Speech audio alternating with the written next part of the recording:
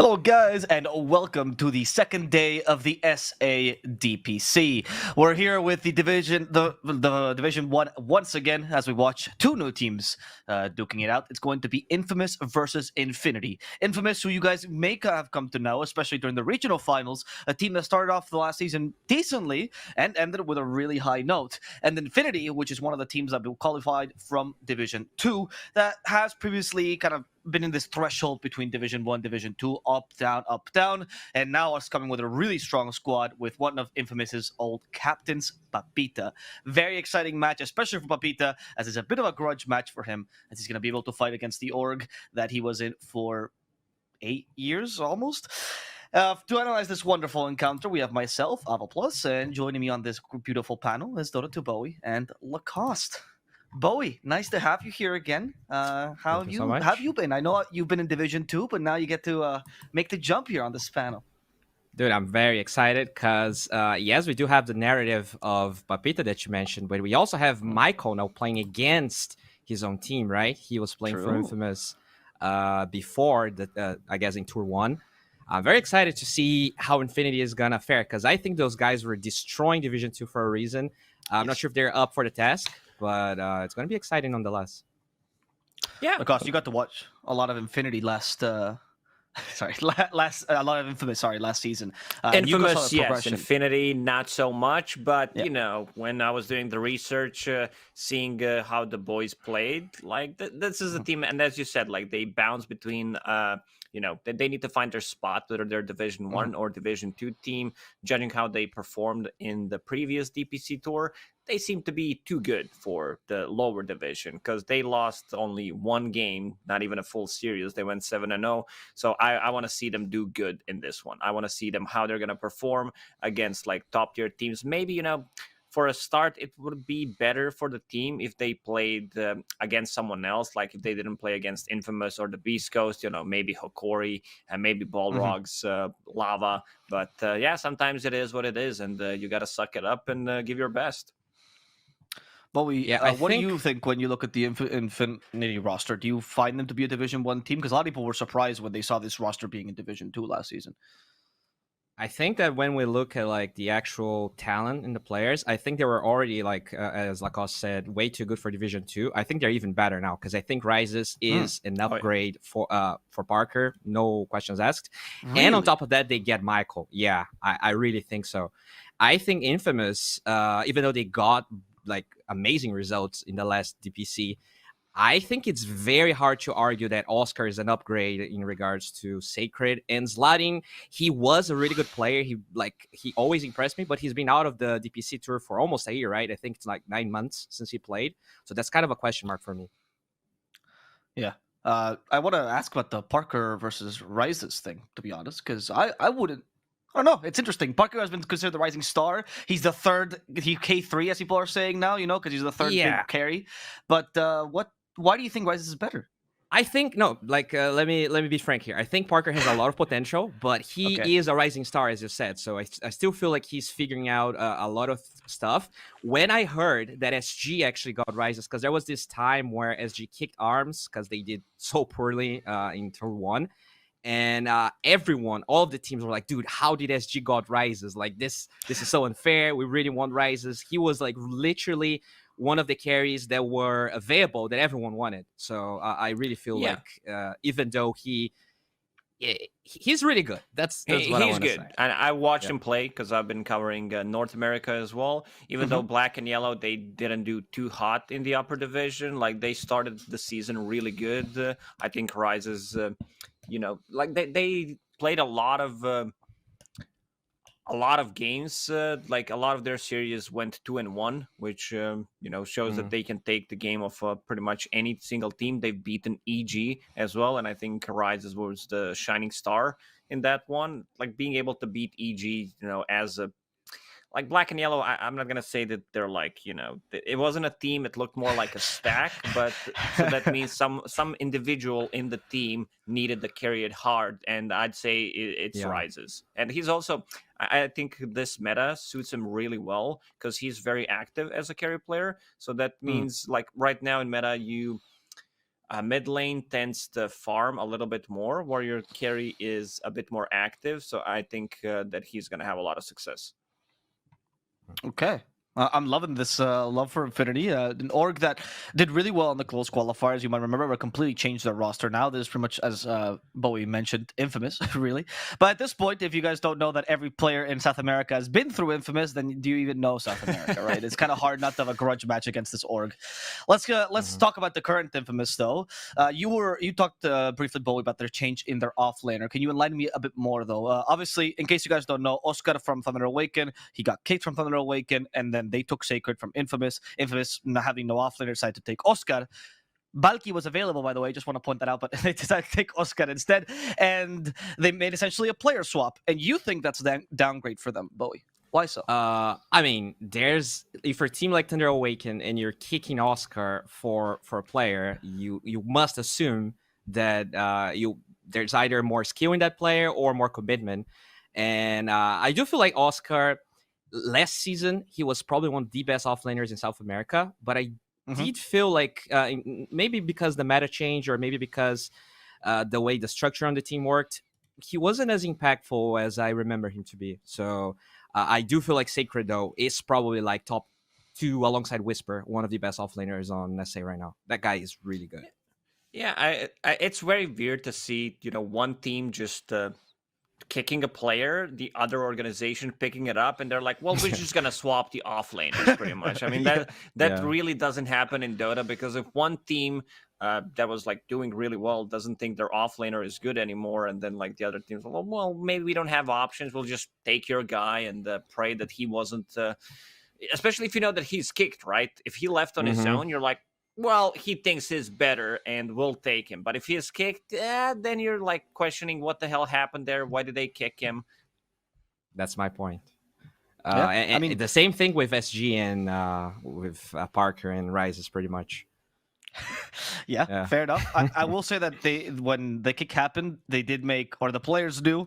I don't think this is public information, but it's not necessarily private either, that the kick was more of a playstyle issue, right?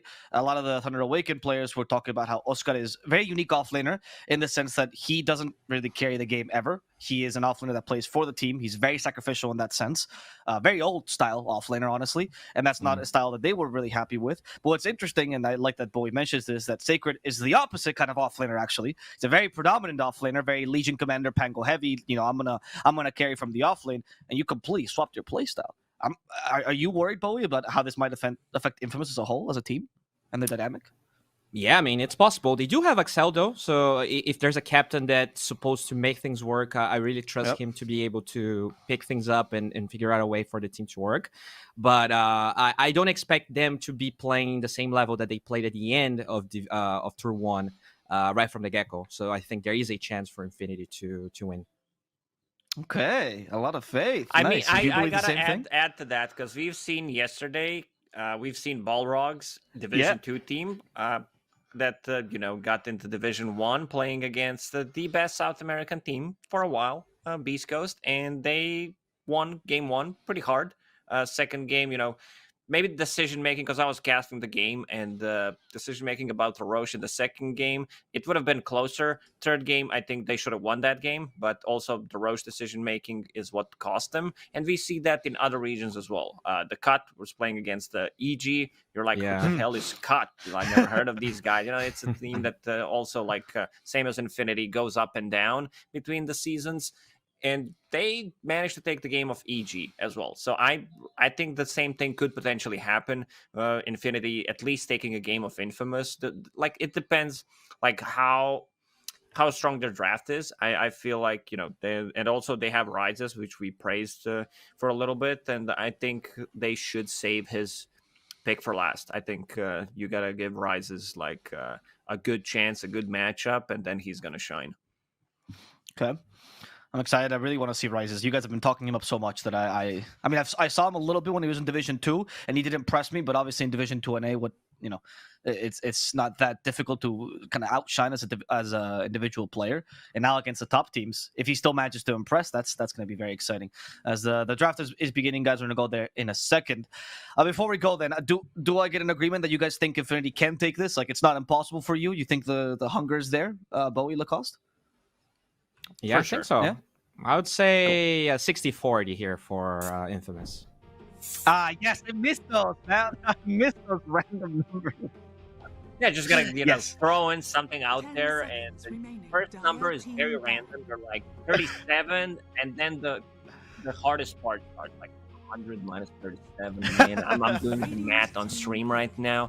Yeah, I think it's more like 25-75. I still feel Infamous after like changing the players, they're still a very strong team.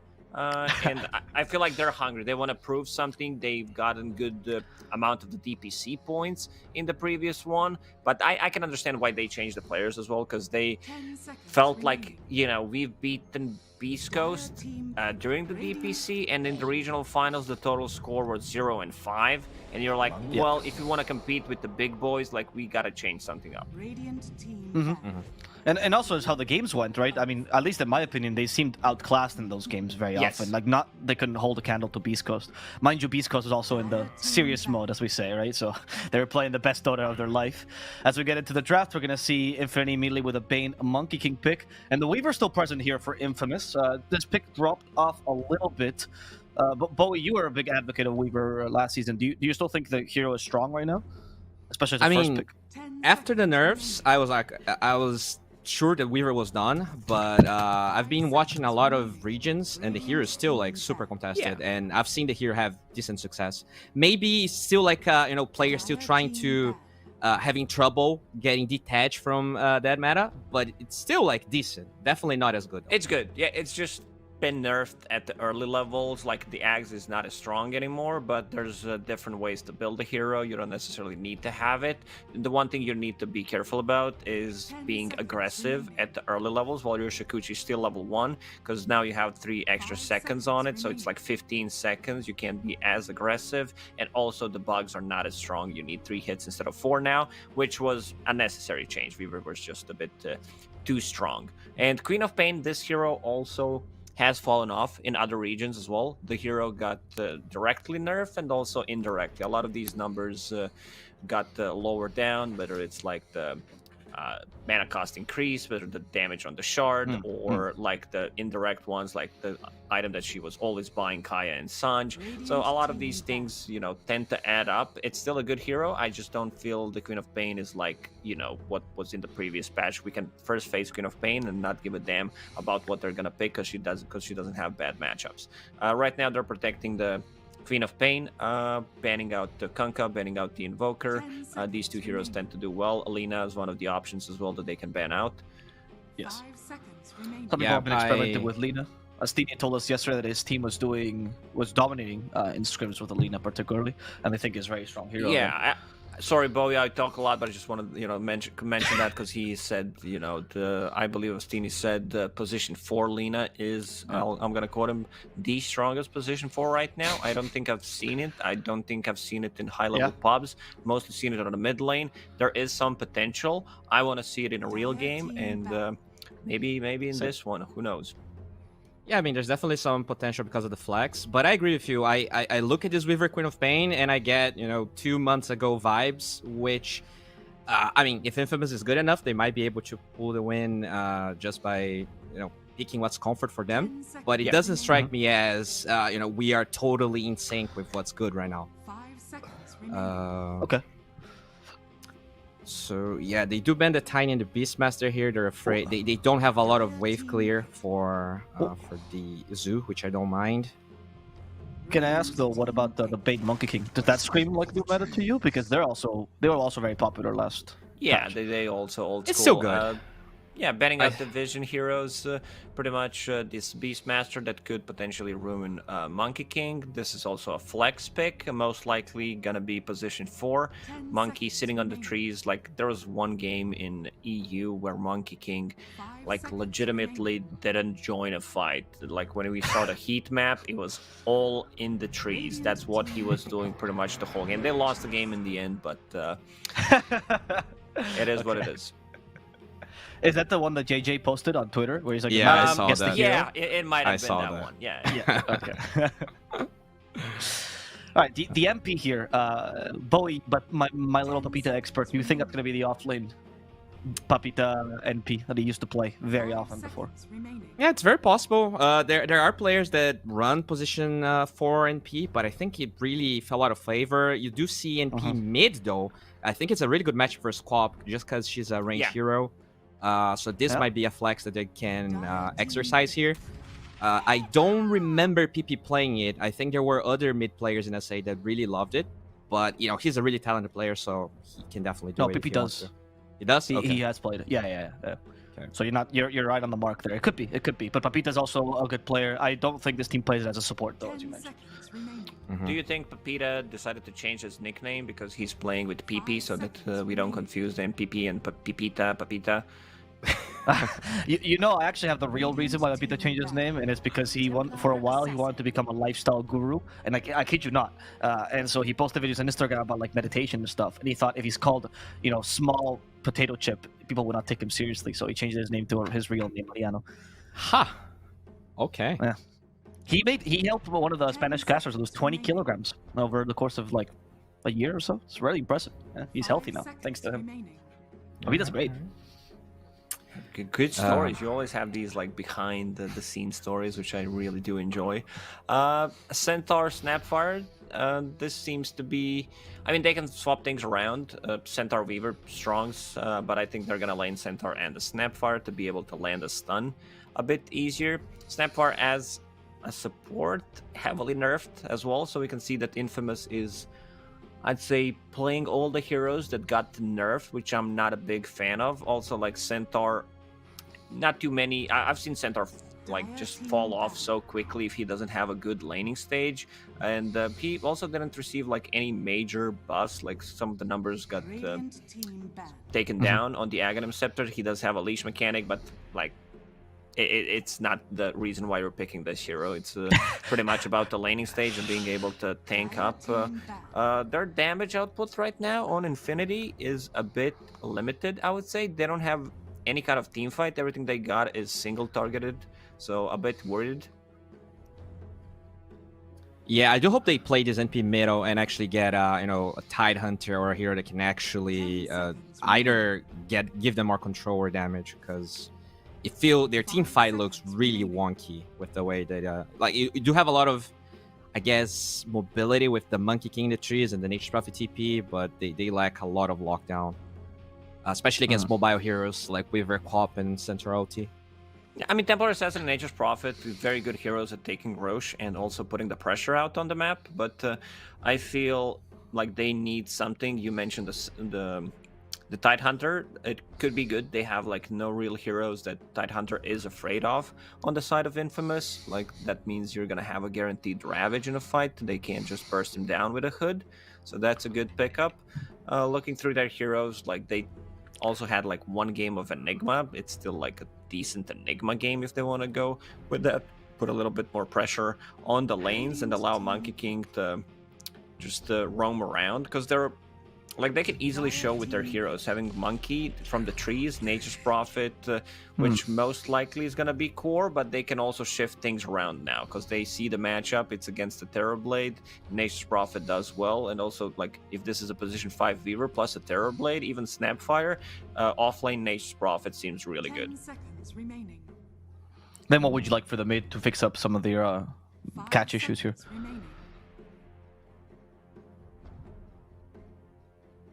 I think you can go for like either Puck if you want to get a bit more control, or they can get a Tide Hunter and just play it on the offlane. I think that's very doable. But yeah, these teams, they do have like their own style of Dota, something that they think it's really good, not necessarily like what top teams would pick. So I'm just wondering like how they're gonna utilize this. I don't think this like Terrorblade, it's good against matchup against the Templar Assassin if it's a core NP. Once he gets the Scotty timing, this Terrorblade is gonna be the king of the game. So they need like something that's gonna say gotcha, but I'm a bit worried. I like what Infamous got. Yeah, I think Dark's here could be really good, but he did ban it to protect the Terrorblade there. Oh, Underlord. Okay. This hero just straight up loses every single time I see him. This hero looks good. It really looks good on paper. Like, wow, we're gonna have Road of Atos into Pit against Queen of Pain, Weaver, TB Illusions. This hero is just straight up garbage. Like Underlord plus Bounty Hunter are the two worst heroes in the game, period. Wow. Putting him at the level Okay. of Bounty. Where does Slark rank there, Lacoste? Do you think Slark is above him? Slark's, down there, not up there. He's really down there. Okay. Maybe a bit more playable than some of these heroes, but Underlord just too bad. Doesn't do anything. Like I feel this last pick, it needs to be something that's gonna be like, okay, this hero counters one at least hero, maybe two. Didn't happen in my opinion. I feel like Infamous has this one. This seems like a huge outdraft for me. Okay. Bowie? Yeah, I don't know. Like the first 4 Infamous picks, they didn't really scream any confidence to me. But when you look at this Terrorblade and what Infinity has, I agree. I think this is a game that either Infinity stomps, like it is a good matchup in the lane for Underlord versus Terrorblade. So if they can snowball that lane and somehow win this game in 30 minutes, they might have a chance. But if this drags along, I agree with Lacoste. I think it's just super hard for Infinity to do anything. We'll see. Okay. Well, the panel's not confident in Infinity, but is Infinity confident in themselves? That's what matters. As we go over to the game number 1 between Infamous and Infinity with your casters Epulze and Seek and Strike.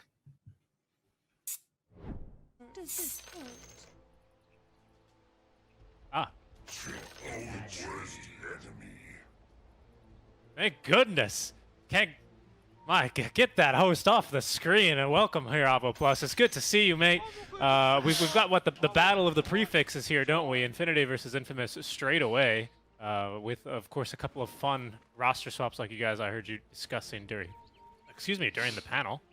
I don't know, man. Are you as a downer on the Underlord hero as Lacoste seems to be? We've seen a couple of it, of course, in NA, right? So. Yeah. Right. Right. NA, the region, is a Twilight Zone of Dota, right? Okay, I see. Where anything can happen. I agree. I mean, host Davo doesn't have any opinions, but cast Davo does. And I get to say that when we watched the Open qualifiers, he looked good, like both in NA and Western Europe. They used it a little bit in Western Europe as well, remember? And he had okay time. It was mostly the idea of like he was playing like Io, essentially, right? He would go in with a Fiend's Gate, join into ganks that weren't supposed to be.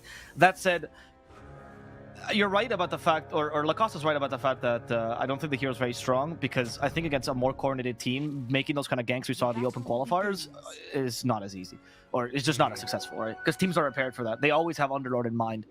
Yeah. Yeah, so that's true. Why I kind of have to agree with him. And I guess you're kind of doubling down. It feels a little bit like going double invis, right? Because you have an NP, you have a TA with the new Acceptor. I think everyone's adjusted to that playstyle, and you have this Fiend's Gate. Like, we get it. You're going to be all over the map, It does seem like a little bit too all in on this one kind of strategy. Even like with Monkey King, you expect him to be all over the map as well, especially as support.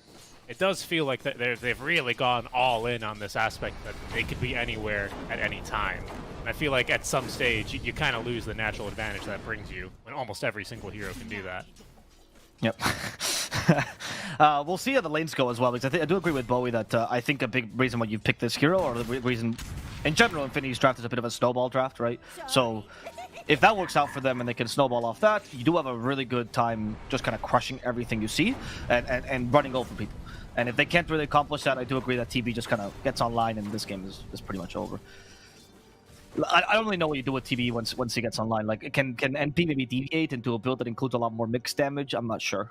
With MKB maybe, and like MKB, like a Mjolnir MKB or something. Malona, yeah, those sound a little bit more realistic to me. I agree, because Bane, Monkey King, not going to do a whole lot there to even help you out in the early levels. I guess it's easier for Bane compared to most illusion heroes for a TB to obviously scout the real one, because there's a built-in difference compared to most heroes where you just kind of have to get good. But yeah, it's not looking too easy. I guess while we're paused, I can get in my 2 cents about this little off-lane change, right? With they heard that and they immediately reconnect. They're like, no, he's not a battlist, he's a caster. He's not supposed to do research. What I thought was fascinating was, of course, that Oscar has actually played Dota with slotting before, which isn't that surprising considering they're you know, both been playing since 2016, 2017 as Rise is top lane. In some trouble. Doesn't have the refraction charges here and is going to drop for first blood. Sladin is going to pick that one up on the range Snapfire. Nice teamwork between the two, which is going to make the points I'm about to make perhaps a bit moot, or maybe already, you know, kind of decide which way this is going. But good Oscar and Matthew, previously his laning partner, 3-4 on Thunder Awakening, were, I think, one of the most experienced offlanes in SA. Of course, I think Beast Coast had quite the experienced offlane duo as well. But they had played almost being like together, right? Yes, in terms of being together. Yeah, they had played something like 180 games together, whereas Oscar and Sladin are just around 20% of that so far, just 38 games about. And half of those come from the recent BTS Pro Series, right? So they're still, of course, learning how to play together. This is going to take a little bit of time for them to get used to. I think that's what Bowie was hinting at when he said Infinity still have a chance. I definitely agree they do. But given the amount of experience that these two guys have together already, I think we can see that they're already a little bit stronger than perhaps even Infinity is ready for as they go on to Rises yet again. Rises, yeah, in trouble once again. I think he might... No, he has a refraction. The refraction's taken off, but they realize they can't go further. I honestly do think that Oscar's style is a relatively easy style to lane with, though. I mean, Matthew's a god, so you know, Matthew himself just does well. But he reminds me a lot of, if we can quote another region, if that's allowed, KYXY in SEA. He's this guy that just like runs at you. His goal is to make your lane miserable, and you're like, wait, Oscar, you're not getting any last hits. Like, what do I need last hits for? I'm just a glorified support, bro. And that's what he does. He just runs at them the whole game. All of a sudden, you realize halfway through the game, oh my, his carry and his mid laner are uber farmed, and we've been concentrating on this idiot running around for a while. And that playstyle, I think, for the lane makes it easier compared to, for example, Whisper, where Schofield is constantly stuck between, do I help mid or do I help off lane, right? Because they want Whisper to scale better. Yep. And speaking of lanes and the general playstyle, Oscar to me was always one of the offlaners that was super willing to rotate mid, like early on, especially during fights. That's kind of Thunder Awakening as a whole. They would always bring like 5 heroes to the first rotation, you know, on the catapult or whatever mid lane. This lane, this time around on the Centaur as they go top lane onto the Bane, but lack the damage to follow through with the kill.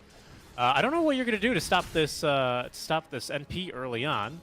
For now, actually, Alone's doing a pretty good job of it himself, just kind of at least having a little bit of a lead or an edge in terms of CS. But, you know, it's a mid lane, or it's a laning core NP. He's going to get CS in no matter what. High base damage, really good attacks. He's got, of course, the Treants to use. So I wonder how they're going to even look to stop this Nature's Prophet as soon as he gets online. Because I think they have kind of similar issues to the ones that Infinity will have versus this TB. Except, of course, NP's online a lot sooner, and not as scary, granted, but still, he's gonna be hitting hard. What's the solution to that? Yeah, I don't know. You make a good point. The MP in SA region, the mid MP has been a staple of this region for a while. PP has been playing it, but the first guy to actually do it consistently was Faker. It was also on Infamous, by the way, back then. And they would just dominate with this hero, but because of what you say. Good laning usually was up against a good matchup as well, like Queen of Pain, for example, which is definitely a good matchup for MP. And then you just kind of snowball off there. You essentially just need to deep push really effectively. I think heroes like Weaver really deal with MP nicely because you can't put that much pressure early. And I think the most important part is actually the good core to core. When NP was dominating back in, I think it was the time that the ESL 1 LA was going on, right? That was the time when he became kind of popular as Affliction. No, he's fine. During that time, the MP was always matched up against these bad core-to-core matchups, or these good core-to-core matchups. Like, it was MP made against, like, a Dusa carry. And we realized, oh, NP destroys Dusa carry, actually, surprisingly enough. But Terrorblade, for example, is one of the answers they came up with him, and that's when once he got Scotty, it became difficult for MP to play his game, and it became much more of a timed draft than what we're used to. So it's just about that. I do think the carry is important for this, mainly.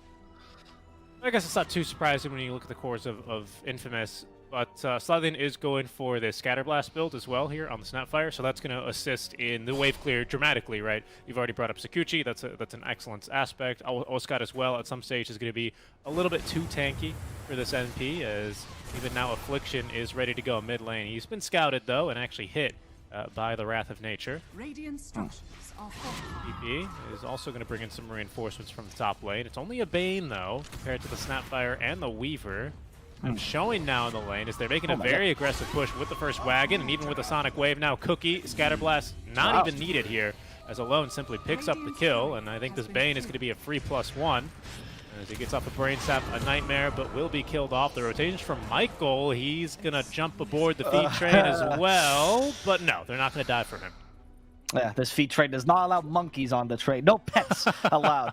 But yeah, that was another play that you can make against MP. We didn't see this too much back in the day, but now I think it's a really good idea. He's vulnerable to being dived, and you don't really have the best heroes to cover that. Bane is okay. Monkey King needs to be in position before the dive happens. He can't really TP and save you. So Infamous is playing overly aggressive, and that way MP doesn't have time to farm. Queen of Pain is suited to this playstyle as well.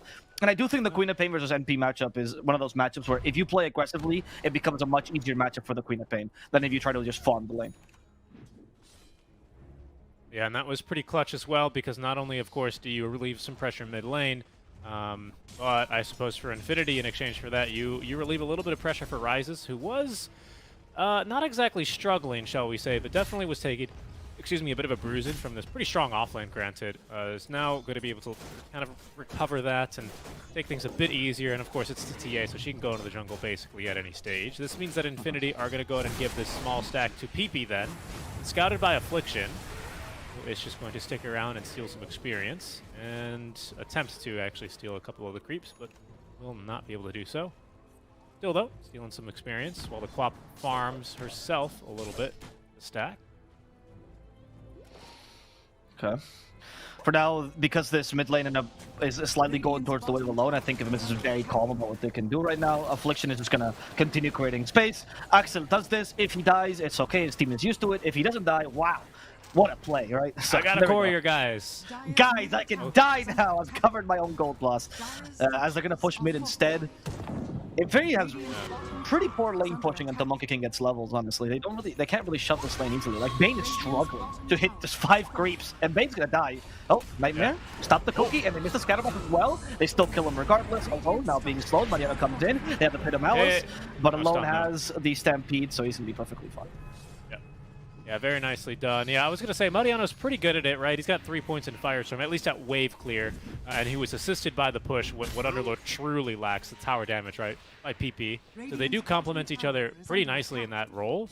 It was good that, well, it's good for Infinity, of course, that Infamous don't even get the kill onto the Bane mid lane, as now they have got to walk away with a tower, and they're in no position top lane, either in their own off lane, to really go for too early of a tower siege.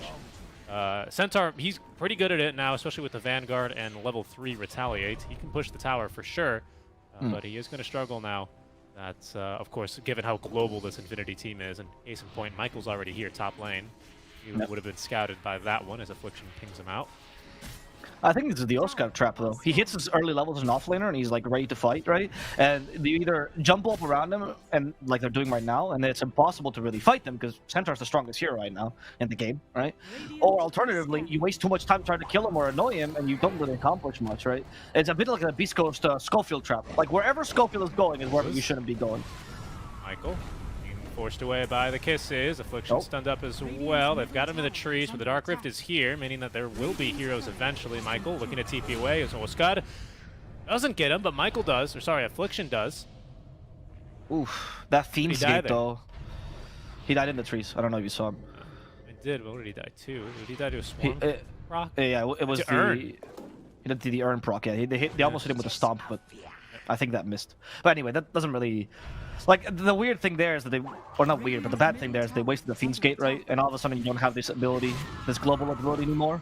And now you're not so scary as a squad. And usually with Fiend's Gate, you kind of have to commit to that ulti, I think. Like, yeah, it gives you the appearance that you don't have to commit, but the success we saw in open qualifiers was when they just used it as relocate, essentially, right?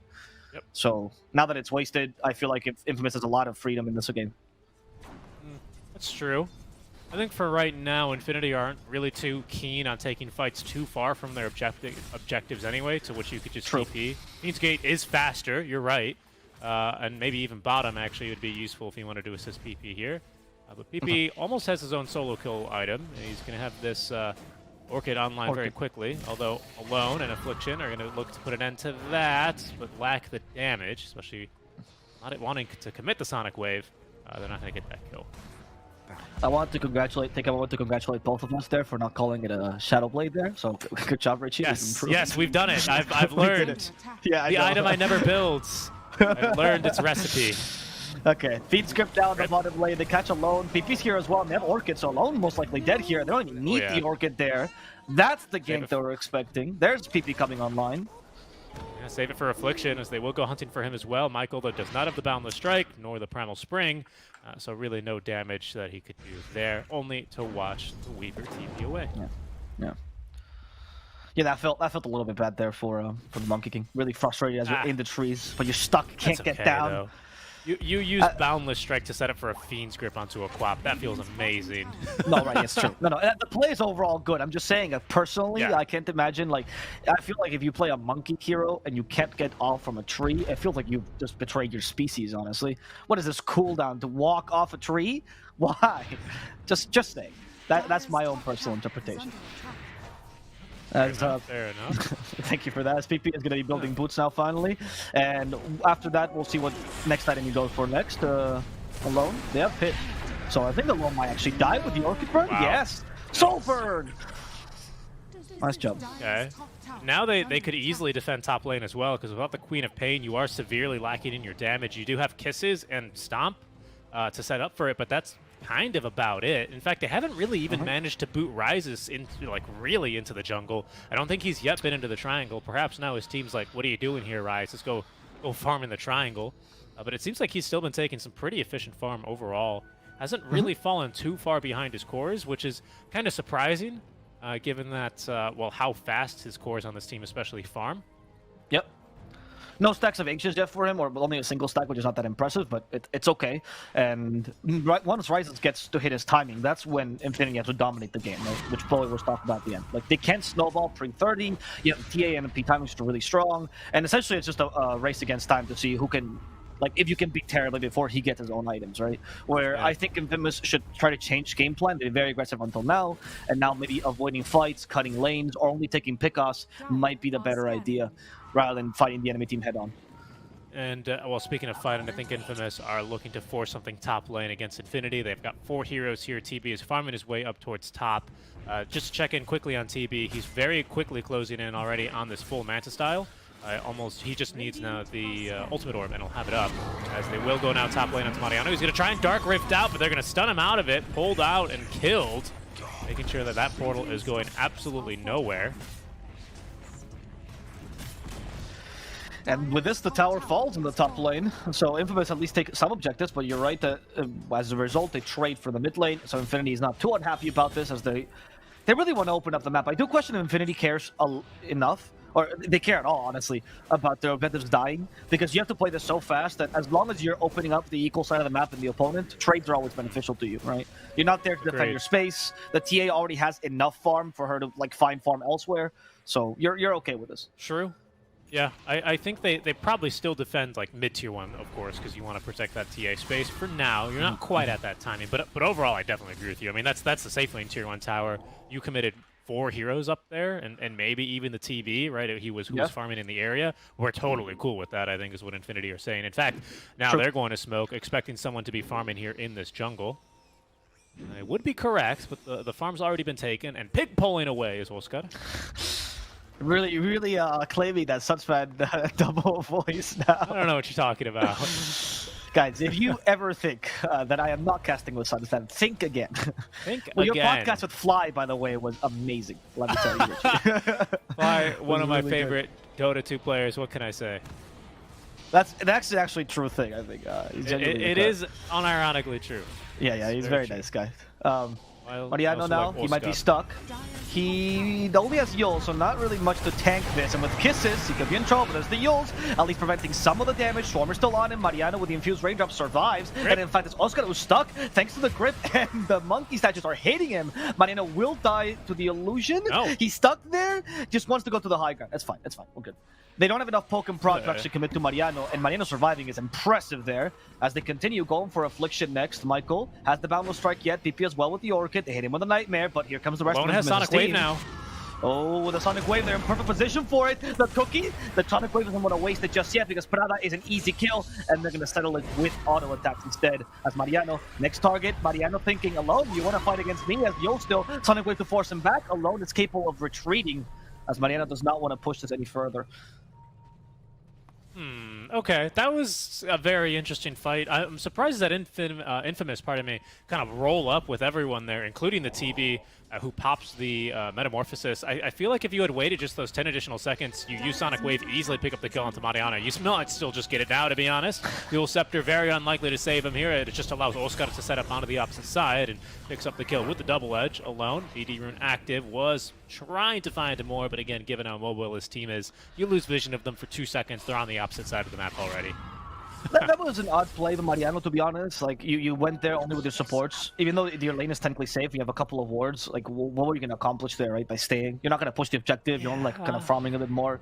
But you're, it's okay. You're kind of in your Roche timing as well already, aren't you? Like, Rises has Deso, you have Nature's Prophet. Like, your death there basically just delays your team taking this first Aegis, which slows down your game. And like Panel was talking about, you don't have a late game solution to this TV. At least not one that involves copious amounts of gold and items. And PP just realized, guys, if I go more physical damage, I will never hurt this TV again. He hit him like 3 times and dealt, I think, 100 damage. Gee. Yeah, I mean, that was so pathetic.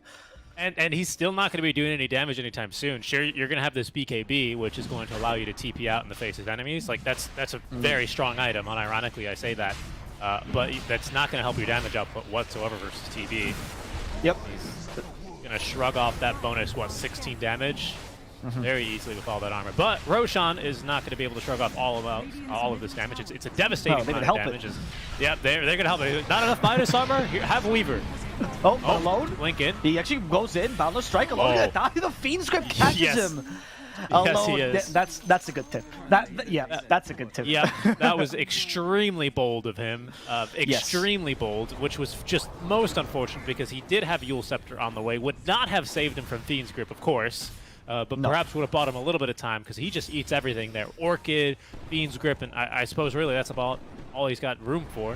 He dies after that. Yeah, I mean, the Fiend's Grip wasn't even completely necessary. Any stun would have done there, right? But obviously just secure the kill against the Queen of Pain. Definitely a necessity. I don't know, that was just a funny play. I think Alone laughed at himself by doing that. Just because of the vibe I get him from the interviews, he's the kind of guy that does it. He's like, oh, guys, I'm so stupid. And then just chuckles it off. Yeah, I could see that. Yeah. He goes, oh, guys, I tried to steal the Aegis. They got me. Like, yeah, we know. Screaming in his ear. The muted accent's already muted on the Discord. Yeah. They're going to take a tier 2 as a result. This means outposts. And for now, the strategy is working. TP is still not online, so they're not playing too hard with him. And what they're doing is just ignoring him.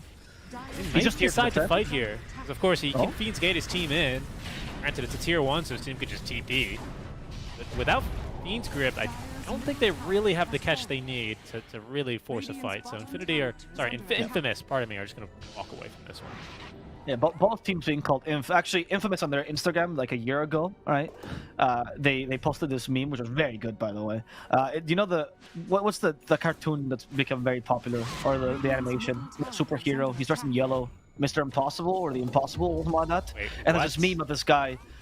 There's this meme of this like the superhero beating someone, and like they're like against a rock, and they're like, "Who do you think you are?" Right? Yes. You've seen that meme. The HBO Go one, I think. Yeah. Yeah, and they posted that with Infinity when they beat them. Like, who do you think? What do you think these letters mean? And then they put Infinity's letters, and they put Infamous below.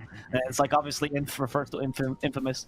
And because of that meme, Infinity actually rebranded, and now their in-game name is Infinity, not Inf, because it used to be Inf. That's really fun. That's pretty. You know what? That would have been even more confusing, especially when they swap a couple of players in between seasons. You know. Yeah, if I see Inf Papito or Inf Mariano, I genuinely could not tell what team he's from. Especially what year when I see him die. Yeah, exactly. Yeah. Especially if there's an NP in the game. I caught sliding here, but actually great force stuff. Okay, that cookie was not so great. Yeah. Good force. You know what they say? The sequel is always worse than the original, right? So it's true. Oscar. Okay. They have a Fiend Script here, so it's just a matter of, do they want to kill him? I think the answer is yes. And actually, they're not even going to waste so many resources. Oscar tries to use this he's trying to take the gate. He did it! Oscar, you cheeky bastard. What a play. That was pretty funny. He forced the Fiend Script as a result, honestly, so that's the best he can do there. Kudos to you, Oscar. I agree. Yeah. That counts as a channel, I believe, so you can't silence it. You can't Orchid that. Which is hilarious. I suppose you're right. I actually haven't seen it because I've never seen an enemy take a Fiend's Gate, but that's interesting. Yeah, we've seen it like once in like kind of a haha hee hee kind of way, but like yeah, this was a genuine I'm going to run away. That was pretty funny. I also like how PP just shows up right next to the Fiend's Gate. He's like, I'm not taking that garbage. I'm MP. Better than that. Right. He's like the rich man is watching the poor people take the metro, and he's like, yeah. Oh, you think I'm gonna take the filthy subway? I have my own private jet. And again, just to hold that thought, I think they've caught someone here. Indeed, they have. It's just the Monkey King. They've cut down his tree, and he does actually dodge the Wrath of Nature damage using the the Mischief, and he's going to Yule Scepter over the Sonic Wave. He's going to die anyway, but that's a lot of commitment onto him. They didn't manage to snipe the Aegis, though, in case it's coming down onto Ryze. There's just no support for him here whatsoever, so TB eats him alive. Yeah. Bit of a miscall there, I would say, because Monkey King... He's doing that to waste time. There's no way he survives that. Despite his good evasions, he avoided Sonic Wave, which again is really impressive. But that aside, it's like, why? Like, are you gonna turn? It seemed like they were gonna turn because Bane was going with them as well. So it was Prada and Ryzes both going. And I think towards the end they realized that was not the best play. But Ryzes didn't correct in time. I don't think your carry should be leading those kind of plays, right? Because if you correct that play in time, which I think was the right call, whoever made that call to like go back, the carry's gonna die because he's leading. So. Yeah, a bit of a miscommunication there, but it's okay. Not that big a deal. Yep. They can recover now with PP anyway, because he can also be a win condition. They can still recover. It's just kind of a shame. I don't think this TIA on our itemizations is not... Well, it's Blink Dagger. Blink Dagger's up. Okay, so never mind. I take that back. Once this BKB is up, I think you're kind of starting to approach the window. Maybe by then it would be very nice to have your second Aegis up, as there's going to be a nice snipe here. Onto Alone, and in the top lane, they catch him from the trees with the grip. Yule Scepter is here, but Mariano can easily catch him with the Pit of Malice, so Alone is going nowhere, directly back to the fountain. And PP is going to be going for the Brute Force build, by the way, now that I've noticed, with Assault Caress. So if you get enough sources of minus armor, maybe you can pierce through TVs. Okay, that's bold, right? Because what, with the highest int gain, or sorry, agi gain in the game, or something like that on this guy? Highest base armor, it's... Highest base armor, yeah. I think you might be right about the agi gain, I'm not sure about that one. I know strength gain off the top of my head, I don't know why I've memorized that one. Affliction is going to be caught here as well. Not too big of a deal, but again, just another kill to the pockets of Infinity. You memorized that one because when they took Centaur off that podium, it was the most egregious change Ice Frog ever made, and it essentially destabilized Dota forever. It did, yes. Now Primal Beast is disgusting. Gain hero. How does a Primal Beast gain more strength than a Centaur? If the Centaur is a humanoid, hence he can go to the gym. Primal Beast can't. So I don't know. You know what? He's got those primordial gains. He's on a paleo diet, and let me tell you.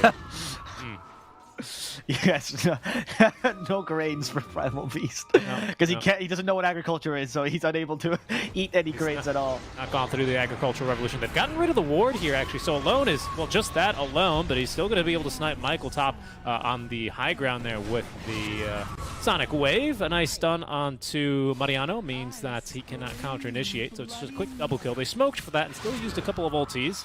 Roshan not up yet either. So Infamous, the best they can get from this is a tier 2 tower and maybe chip damage onto a tier 3? Maybe not. I think tier 3 is a bit pushing it because you might get surprised, right? Like a Fiend's Gate and attacked. But the tier 2 into Outpost, for example, is great.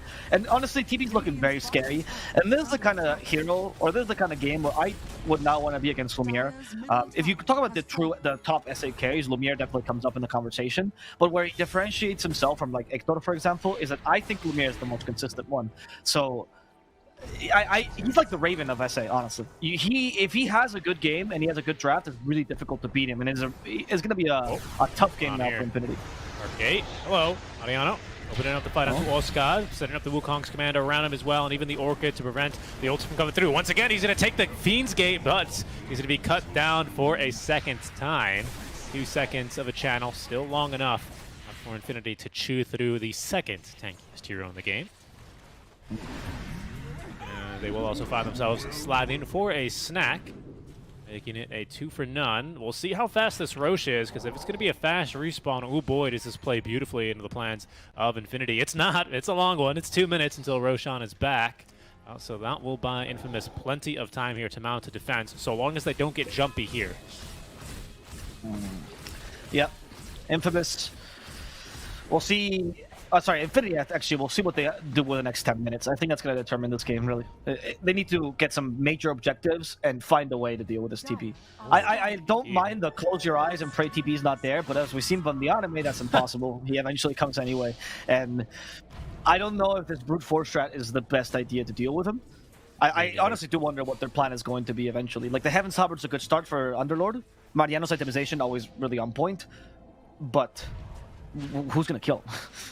Yeah, I mean, just for context, with DD Rune, of course, this TA will slice right through it, but before Rises Meld Striked a TB Illusion and didn't kill it in one shot, which is like, you know, that thing takes 300% damage.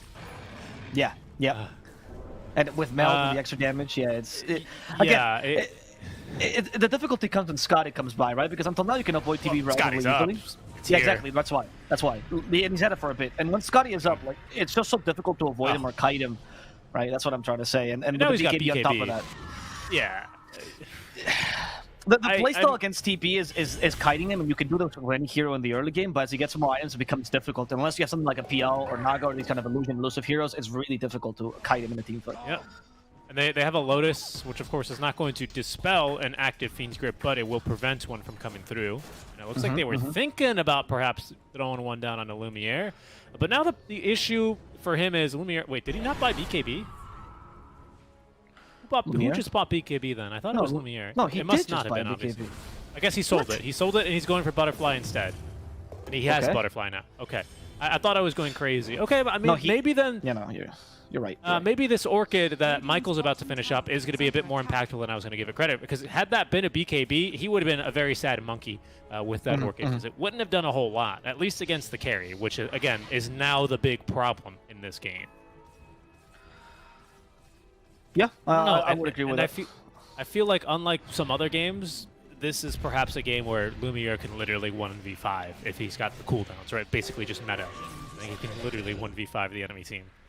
I think eventually MP deviates into items that deal with him, right? He's going for Mjolnir. And I think if you go Mjolnir MKB, MP stands a chance. I mean, not solo, right? But with the help of his team, I think it's possible.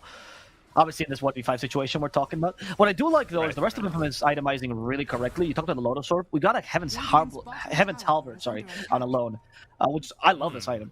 We in this broadcast, and I mean we, not just Richie and I, but like the whole panel, criticized alone often, particularly Bowie as well, also did this, the SA experts, that he wasn't able to play for his team many times in this old iterations of teams. We praised him for this change in Infamous, and I think this is the epitome of it. Him building Heaven's Halberd and the Queen of Pain, not really a good item on this hero, but just in a way acknowledging he's not the win condition, and that he needs to stop the TA and the MP.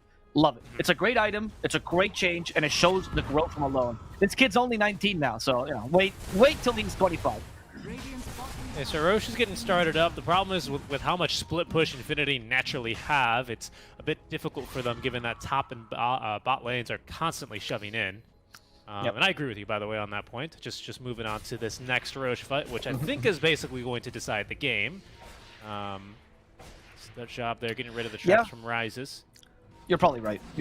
If Infamous manages to take this Roche, I think the game becomes nigh impossible for Infinity. Yeah. Unless Infamous throws, which honestly always on the table. I mean, that's always on the table, right? Let's not forget, we're in the SA region, right? Yeah, but also Infamous is like the king of it, right? They're like, you played such a clean early game. Oh, what are these 5 minutes here? What did I just watch now? So, Weaver. There's the Yule Scepter. Monkey King is going to die immediately, so for now, good defense, good attack by Infamous. The Grip didn't do much, so they can cancel, but the Yule Scepter from the Queen of Pain, and now Bane is going to be decimated as they cut up to Rises, but they don't want to chase after him. Instead, they decided to go for Roche. This is a very bad start to the Roche fight. Yes, it is, but we've got the buybacks for Infinity, and if they can at least get Lumiere to waste this Metamorphosis, they'll be quite happy with it, but they do not have a Fiend's Grip here to threaten him, so now that lack of BKB, even if it was going to make a difference, certainly not going to anymore. Is Michael getting jumped yet again? He's silenced by the Sonic Boom, but does at least get off the Wukong's command. Still going to die regardless as PP making the jump in, but the counter initiation from Oscar into the cookie, pushing him back into the Sonic Wave, perfectly picking up the kill onto PP, and now in trouble is Rises. Really, the only person to have really taken damage here is just the Snapfire. They have managed to pull Lumiere back out of the pit and through the duration of meta, but still, this team does Roshan mighty fast, especially with all the minus armor that they have. Nice Sunder says, thank you alone. You're playing for the team now. Didn't you hear? Give me your HP. Yes, entirely. As Oscar goes in, stuns Mariano, is the battle of the offlaners. Rises just walks in with the BKB, and they cover him with a pit of mouth. Rises could be in trouble because the Sky's still slowing him down. Rises can't run away in time. He can't get to the high ground. He's stunned for. The Queen of Pain also now in the pit to make sure nobody can steal his Aegis, and Oscar wins the battle of the offlaners by killing off Mariano. The Roche will fall, and Infamous now takes the lead. Middle tower is under attack. This is looking a bit scary for Infinity. How do you recover? This was the turning point in the fight, and you had to win that Roche, or in the game, sorry. Yeah, and again, if Infinity seemed a little bit desperate there to do anything in their power to at least, you know, get the Aegis away from Infamous, even if it involves just snatching Aegis, immediately losing both lives, it's because they were that desperate. I mean, I wasn't joking when I said this Aegis is pretty much going to determine the way this game ends up. And now that it's firmly into the hands of Lumiere, and you've lost so many resources trying to prevent that from happening, things are looking mighty, mighty grim here for Infinity. How are we doing on this Mjolnir? Is it completed already? Does PP have full Mjolnir? No, he went probably for not, right? instead. Okay, that's mixed damage, acceptable, especially versus the Butterfly. Did he complete his full Mjolnir? It looks yellow and has Monkey King Paw on it. I've never seen just this got version. it delivered, okay?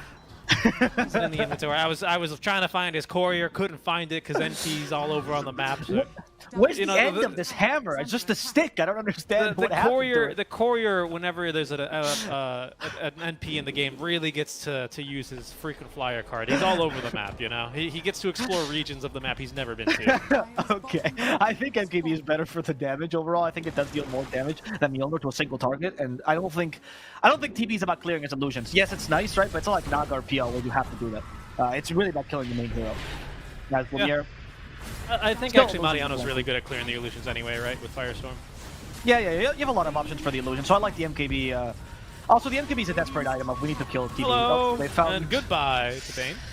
Die back. Chassid, or Prada, as we like to call him because that name is unpronounceable. And they're going to go for the Range Rex and the Miller Rex afterwards, but there's no creeps nearby thanks to PP's cutting of lanes. Oh no, Alone caught up to him, but Alone only has Heaven Talbert, so there's only so much you can do. And yep, the ultimate enemy of Alone. TPs, HP, you know, a hero in general, he can't really deal with any of those. PP there goes, oh, you're alone? Right. That's right, you're alone! And then just TPs away. He was expecting more people to be there. That's the joke. It's funnier when I explain it. Yes, it is. I actually think to be there was questioning. It's like, well, how is this mid laner beating me? Because the frustration of acknowledging he doesn't have as much farm as you, he doesn't have half the impact you're having, but still, they're playing for Lumiere. And that worked for Hokori, and it will certainly work for Infamous here. Yep, now, of course, with creeps breaking the high ground defense, they are able to get in the structure damage, so they finish off the bottom lane of barracks and head on straight towards the mid lane. Of course, number 2. They might be able to snipe here. Oh, no, not even. And the cookie chases him through time. This cookie's so good, it's going to follow you into the pass. Oh my god. That was actually a great cookie. Did he time this on purpose to get the stun? Because he wasn't going to get it otherwise. That was... Wow. Lumiere, hello. There's the Sunder. Alone was nearby, but he decided to spare his teammate and instead take the TA's life. And that's going to be a second lane of racks down. Could be tier 4s, honestly. I mean, could be tier 4s. They can't get megas because of the tier 2 still standing top lane as PP once again simply just TPs away, this time with BKB active in case anyone else was here who could cancel TP. There wasn't, but I agree. Oh, there was. Alone at Yules. Oh, that's a very good point. Yep. So he that didn't was a use good him choice. first this time. That's right. This is the only option that Infinity has left to them, right? Just split push as much as you can, and pray the enemy team makes a mistake, honestly. It's difficult because your lineup is not completely... Like, this is not an Alliance God lineup, right? Your lineup only has 2 heroes, realistically, if you can underload that can split push effectively. Honestly, just 1. I guess if TA buys Ags now, maybe they change their plan, but we're already against the ropes. I don't think Infamous is going to give him enough time for the TA to buy Ags. And Ags is, at most, it's a buys you time kind of item. And what does it buy you time for this game is... I don't really know. Problem. Like, all the split push in the world is amazing, but at its core, what it is going to force enemies to do is just walk a creep wave to structures. And then what?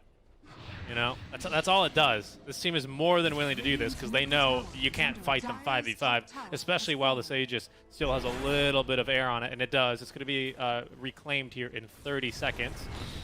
Sorry, make that 20 seconds. So it doesn't seem like they'll be able to use it for this push, but you know, they have managed to kill TB once this game. I mean, what do you suspect? Is Lumiere going to finish this game deathless? That is the Lumiere special, honestly. Yeah. Again, he's the most consistent carry, dude. Like, if this was a game with Hector, I'd be like, look, anything is up in the air. Hector could decide to farm a small camp and die as a result. Like, you don't know. But with Lumiere, this guy's really consistent. When you give him a good game, I think it's really difficult to wait for him to make a mistake. We do joke about the infamous throw sometimes, and they have made it, but usually it's in closer games. It's not in games where they're like this far above, and it's an easy game for them.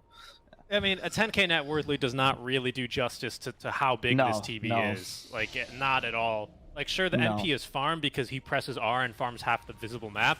So he might just be on Affliction. Nope, he's going to get spooked into TPing away, which is the right move because look at his damage. Oh my God. Goodness.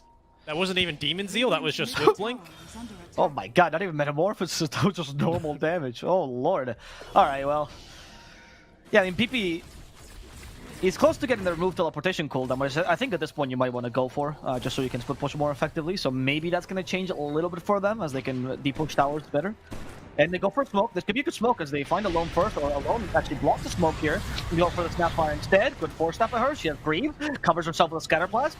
Slavin creating space for the team as a cookie to the low ground. And Slavin, he just retreats. Now Prem is dead. Ryze's could be in trouble. There's the BKB. That's not going to help him against the Scotty, and the invincibility doesn't help either. Yep, it's a gem. Oh no.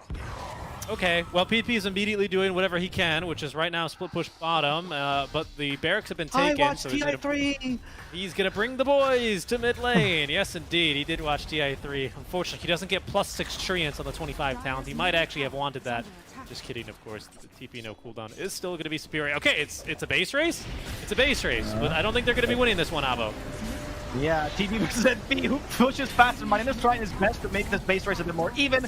Mariano, they're not going to ignore him. He's just a punching bag, and they just don't need to punch the punching bag. That's what they're going to do. Go directly for the throne. Okay, the glyph gives him a couple more seconds, but the NP's still on tier 4s. This is not going to work well. Infamous and there goes the Fortify. Yeah. All right, man, so, I mean, the only option they had, right? I think, fine. Agreed.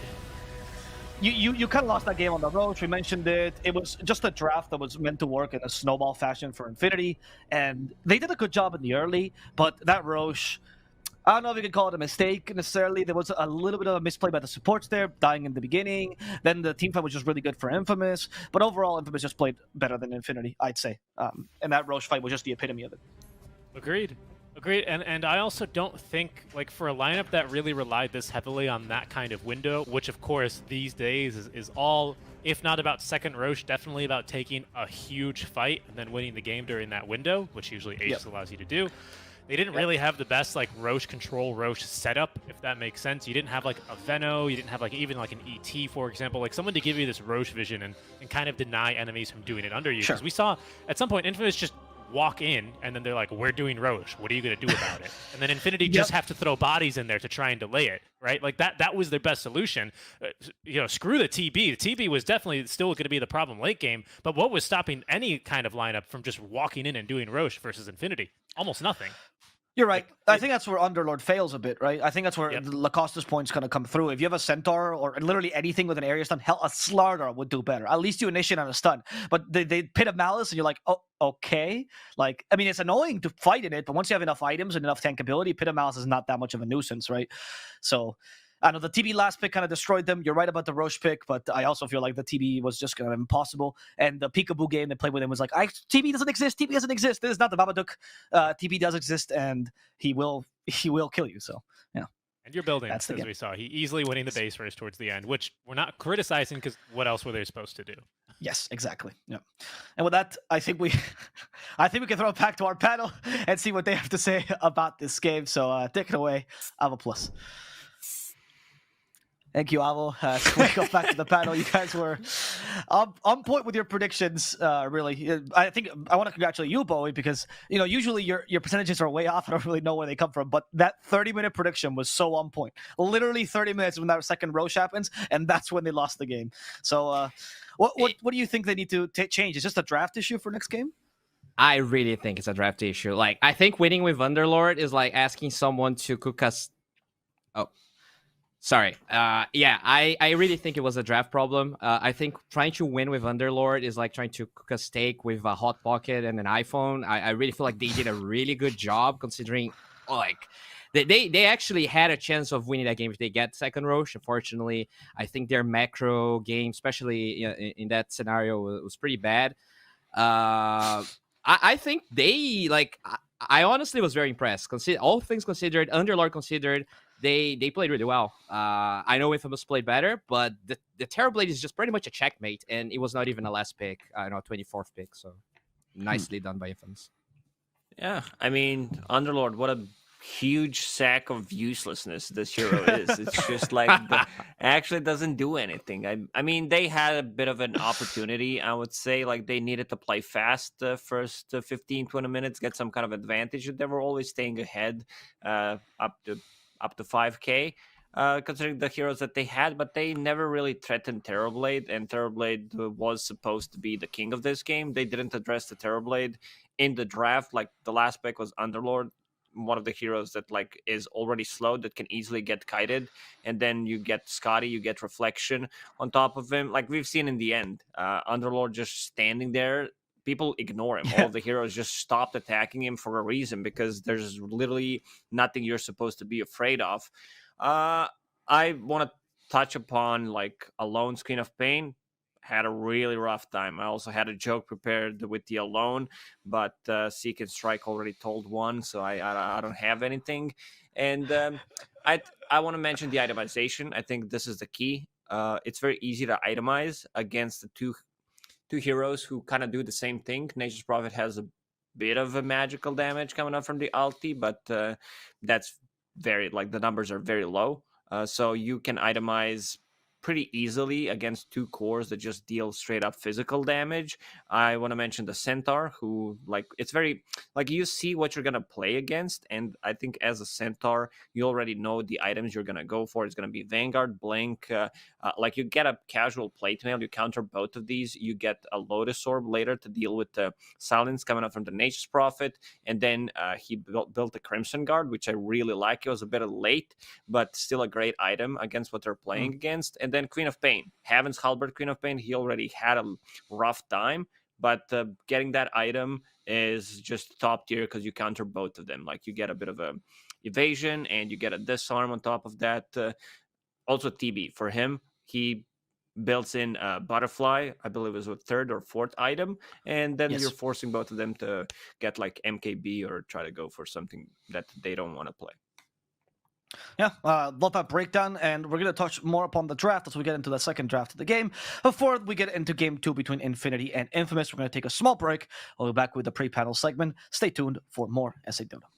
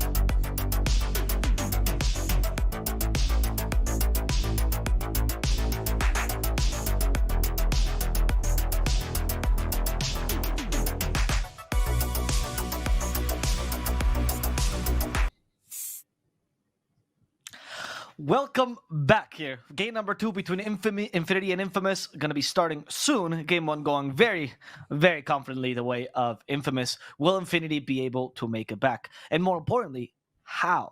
Bowie, I ask you this question first. Yeah, I mean, I already answered. I think stray away from the Underlord. If you have last pick, make sure you can actually get a good win condition. I think they kind of drafted themselves into a corner with the way they did. I think it was pretty smart to get the NP versus Quap matchup in the 15th pick. And it did work, right? We saw Alone pretty much struggling the whole game. But if you can't really address the actual late game of the Terrorblade, or at least play more aggressive towards him, gank him, which they actually didn't do the whole game. The only death the Terrorblade had was somewhere else.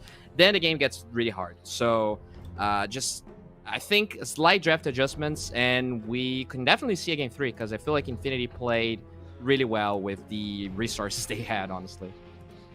Yeah, I agree. I think just a bit of lack of understanding what needs to be done on the last pick, where like we already addressed the issue. The Terrorblade's not going to be touched, and he wasn't. So they need to have like I want to see what they have like prepared for this one.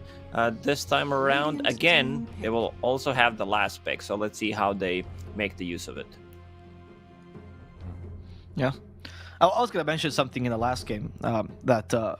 Since Axel and Papita played in the same team, right, and we're talking about drafts now, it's important to note, for people that don't know, that when Axel came into Infamous, they actually swapped Papita as a drafter for Axel. So even by his own admission, Axel is a better drafter than he is. And now Papita's the one drafting for Infinity. So that's going to be an interesting thing. I wonder if this is a bit of a battle like that, where Papita's trying to regain his pride, or trying to get back into the groove that Axel stole from him at one point.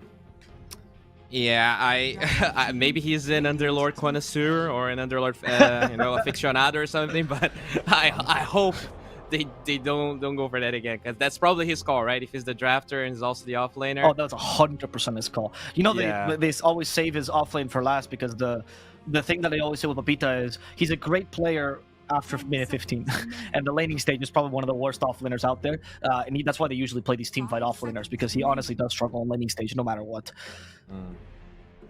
Yeah, and they start with the same thing though, so maybe they just correct the last pick. I don't like that. They just immediately maybe these are like the comfort picks for them, but I feel you need to address this dead profit issue that seems to be one of the strongest heroes across all other regions.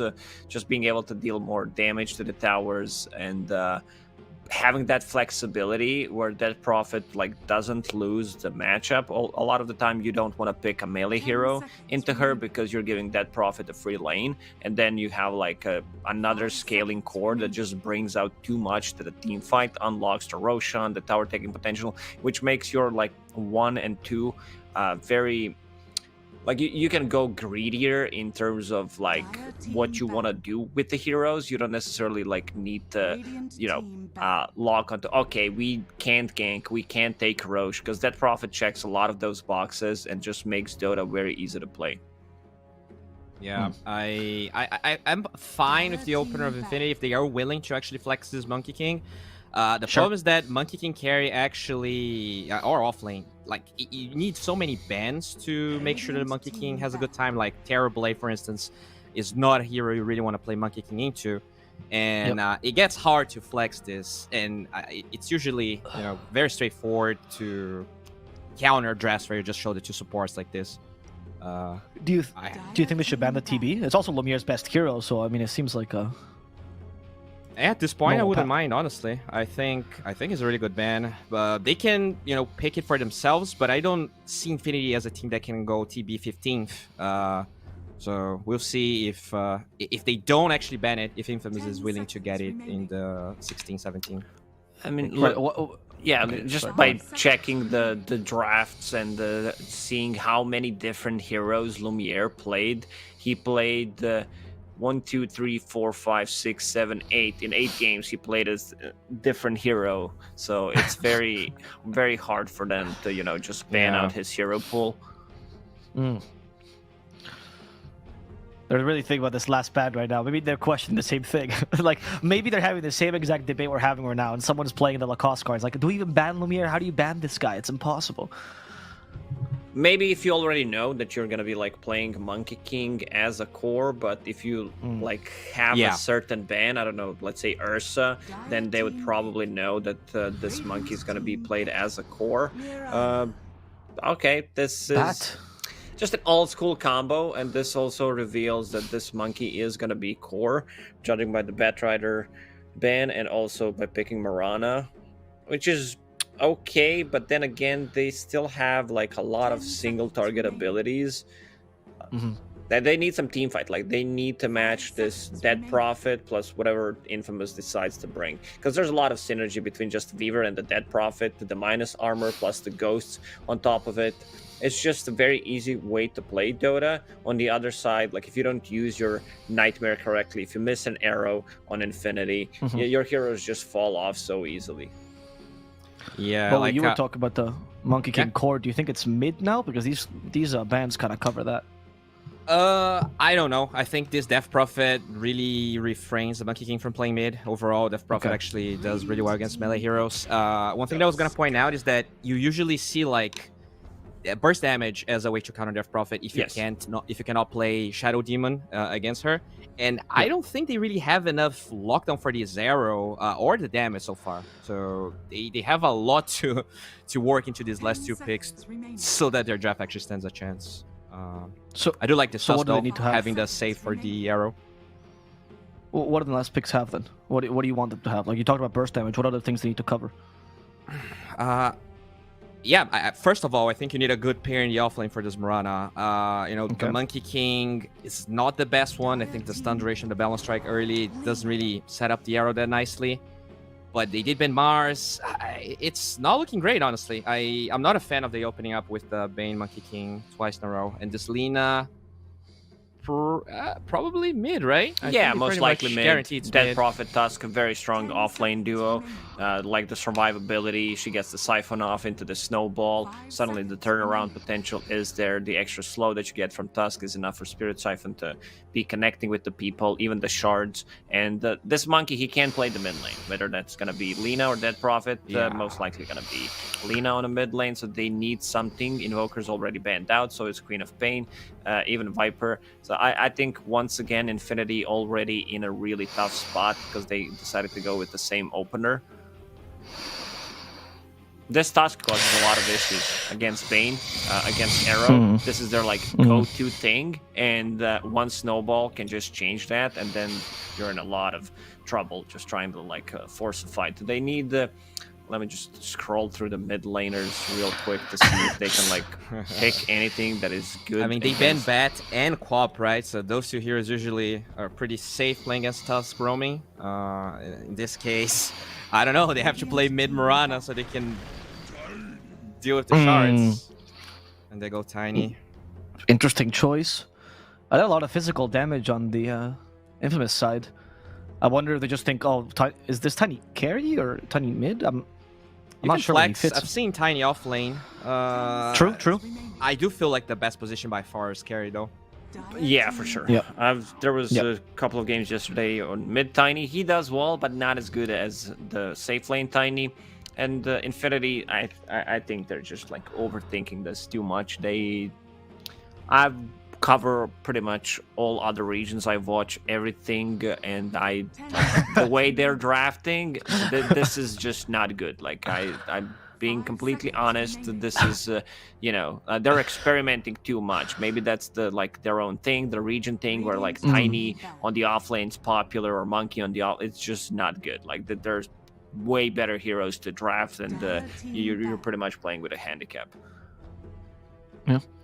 Do you think that maybe they had a pocket strat to come into this play or this game, with Monkey King Bane, and now they're trying to deviate because they realize how weak that is, and they don't deviate properly, and now they're just, as you said, experimenting? Yeah, it could be a thing. I mean, they lost game one. Maybe they're a little stubborn. They were playing scrims. It was working, so they want to try it one more time with a little bit of a twist. But I'm really worried. They have no heroes that can take Roche that easily. If they get ran over into the laning stage, they're just gonna be done. This is one of those drafts where I also don't see them having last pick is gonna be okay, This is it. This one hero, it will give them the burst damage against the Dead Prophet. It will counter Lina, and just they have a lot of things to fix with the last pick, and it might be Underlord. I don't know. The ultimate, just to throw the draft down the drain, pick Underlord last pick. There TV you go. once again. Fair enough. Oh my god, I hope they don't go Underlord. I don't fully agree with what Lacoste said. I think with this Tiny, they are actually in a much better position to scale than they were in game 1. But I think the problem is, in that game 1, they actually lost lanes they are supposed to win. In this game, they actually have kind of terrible lanes. So if they can survive or do okay in their laning stage, I do feel like there is more potential for this game to go late and them to stand a chance. Timbersaw, that was really quick. I think this is a much better pick than the Underlord. I think this is fine.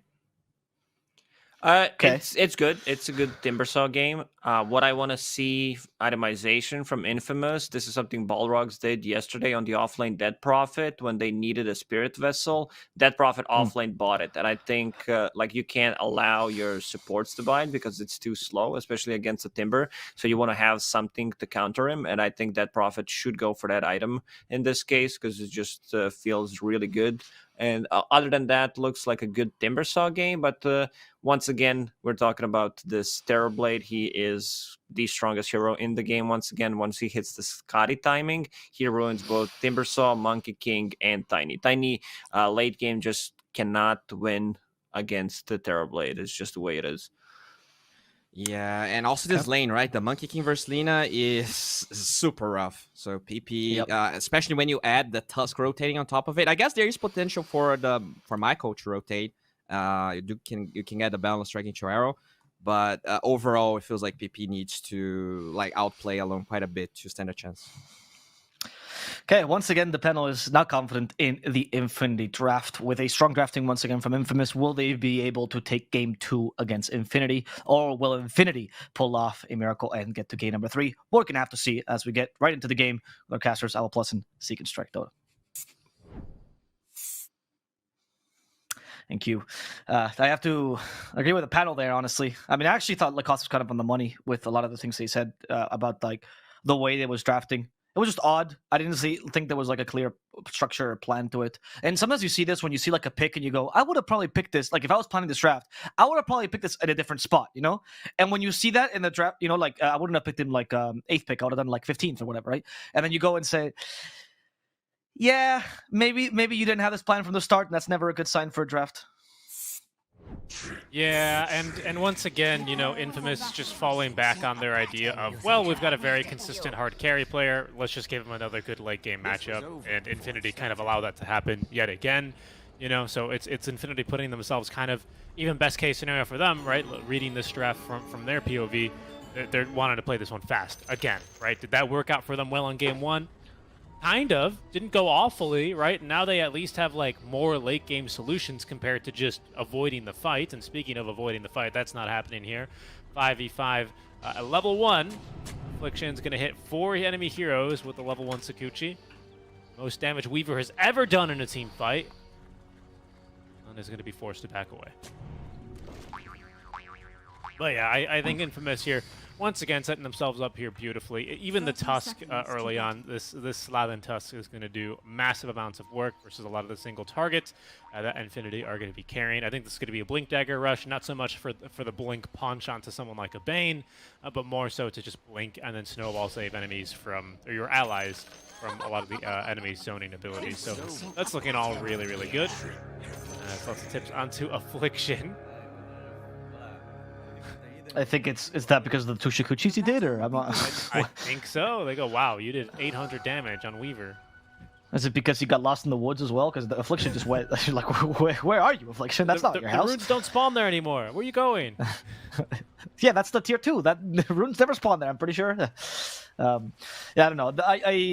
I'm worried about Infinity, especially because of their lanes. I think Bowie made a really good point there. Oh, wow. They even missed. I'm sorry, one Infinity, not Affliction. Because especially the mid lane, what does Monkey King do in this matchup? This seems like a really bad matchup for Monkey King. Yeah, Monkey, one of these heroes that relies on if not winning the lane, at least having like a melee matchup, so there's some outplay potential for him there. Not really the kind of hero that can too easily deviate into the Primal Spring, I'm going to farm camps kind of build. Lina does that a lot better. There's other mid laners that also do that a lot better. I suppose there's a bit of outplay potential here with Mischief, but sadly, of course, Alone could get 2 Dragon Slaves out in the time that Mischief is back off cooldown, so never really going to be a winning time here for PP here in the mid lane, sadly, even if he does dodge everything that he can. I don't know what he does either. I guess maybe he tries to go Primal Spring, but yeah, it's going to be rough for him, and he's just going to take all this right-click damage in between. Top lane is going to be a bit rough as well. Oscar and Sladin versus the melee Tiny.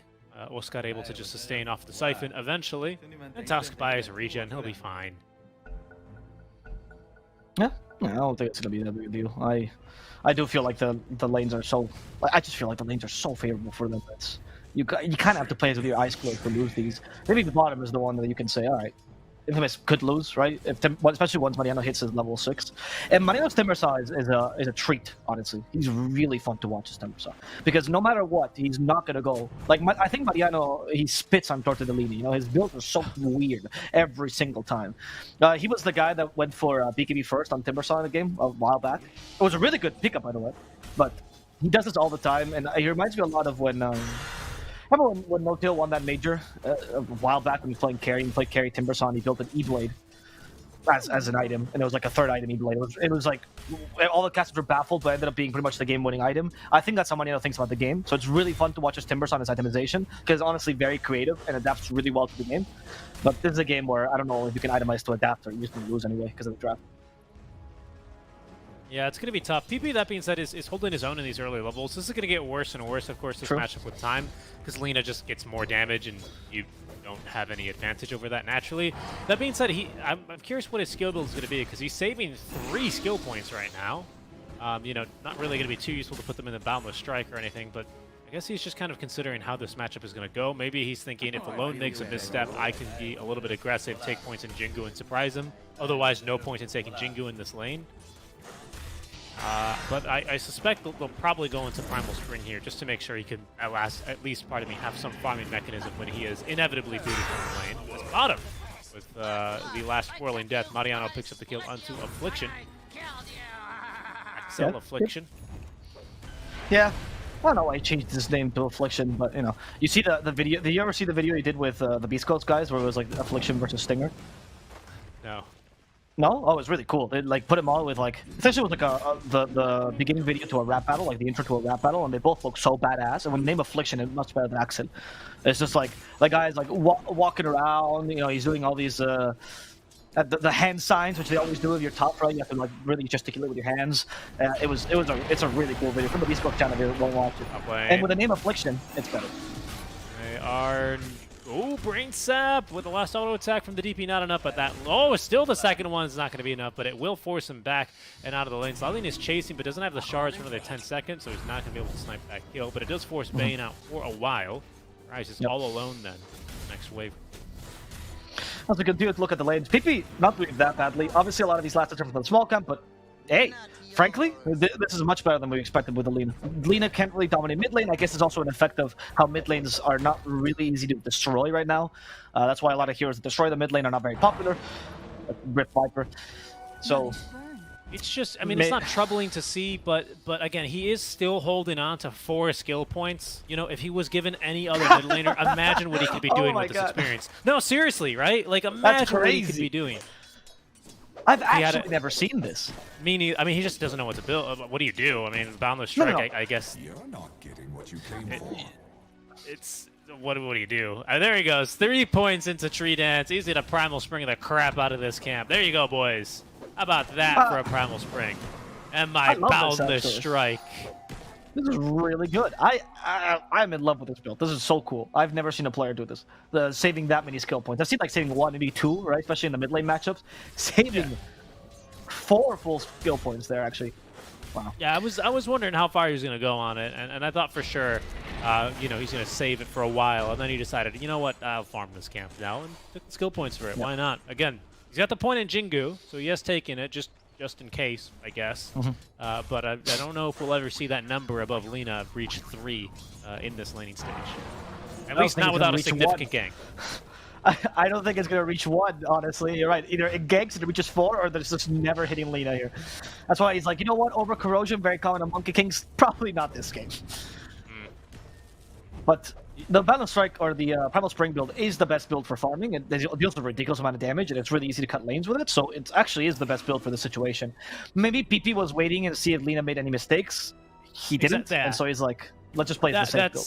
That's what I had hypothesized as well, and I think that seems to be the case. He's now just going to be happy to accept, well, a little bit of bonus damage. He jumps right into the LSA, into the Laguna Blade, and, well, there's the number 1 above Lina. Can he get a second? No, because he's being routed away. Thinking about turning, as actually rotating from the top lane is Bane. They're going to set up the Wukong's command at level 6. He's taking the skill point, doesn't avoid the damage on the Dragon Slay, but luckily he's going to stay alive thanks to the infused raindrops, and they actually get a double kill. Alrighty, not bad whatsoever. A clutch rotation from the Bane. Tiny's not going to be punished for this because he simply has too much HP to really give a darn about this DP in Tusk. And Mariano as well, of course, on the Timber side, one of the most independent laners probably in the game. Excuse me, finally has hit level 6 and is going to be looking to try and give the boot here to the TB. Okay, so things are going pretty decent for Infinity. I mean, 3-0, you know, doesn't really, again, kind of tell the full scope of it, but I think I would have had definitely agreed with you in the early game if you had suspected that Infamous had the stronger lanes. Doesn't seem to be playing out so far. That being said, Alone is still incredibly farmed on the Lina, so it's not like this lane advantage has gone completely awry. And Infamous are already searching in the jungle. They've got a ward down, which is currently being dewarded, so maybe they just get a Bane out of this. Shouldn't be much more. Yeah, but a Bane is fine, right? He's the one blocking ganks to a degree in the early. He has to protect the rest of Infinity cores from farming, so it's pretty solid. And this is a combo that I'm glad we see again. The Weaver Tusk. It used to be a popular offlane combo with Weaver offlane back when that was a thing. And as a support, you know, the tag team plus the Gemini attack is still very strong. And they go for Rise next. This guy still no armor, still level 5. There's a problem. Exorcism is already up. Tag team, not enough mana, not needed. Radiant's bottom tower is under attack. Bane at least breaking the smoke gank. A Tiny, I think, was in the jungle to either stack or look to farm something. Can't find anything. Walks back top lane, dies. So pretty disastrous last minute there for Tiny. Doesn't really, in fact, do anything. Just walks around with a big tree and then dies with it. Now his tower is being sieged. He's going to be mighty upset to see that. There's a smoke middle, it would seem. And a TP here from the Tiny. Michael is still going to head top lane. And so is PP, who has another Wukong's command to throw down. They burn through the Exo duration, mostly utilizing the fortification, as Mariano's now going to TP on in. Alone's on the other side of the tree, still managed to land a nice stun there onto PP as the arrow finds the Tusk. Infinity will direct their attention there now. Mariano does tank a little bit of harassment from Infamous on the way out. That's going to be the Tier 1 tower successfully defended. Nice move there. Not bad. At least you managed to. You're using Mariano's power spike well, and he's the only lane that won, so you're actually taking advantage of the Timber Saw pretty decently. You make sure the TP doesn't just snowball the game early, and you give him more chance for Rises to get farmed. And there's a moment where the Tiny does beat the TP. We talked about, Lacoste said in the panel that there's a moment where it's impossible for Tiny to win, and that's true, but that's quite late. And you do have a win opportunity when that can happen. So as long as we can secure the space right now, like every small win is a big win for Infinity right now, because they really want to hit their timings. Kind of similar to last game, to be honest with you, but I think this game they do have more opportunities to scale because of how bad the core-to-core matchups were last game. As they go for Oscar. Yeah, they might go fishing for him here. Bane only level 4. 2 supports though. There's no way.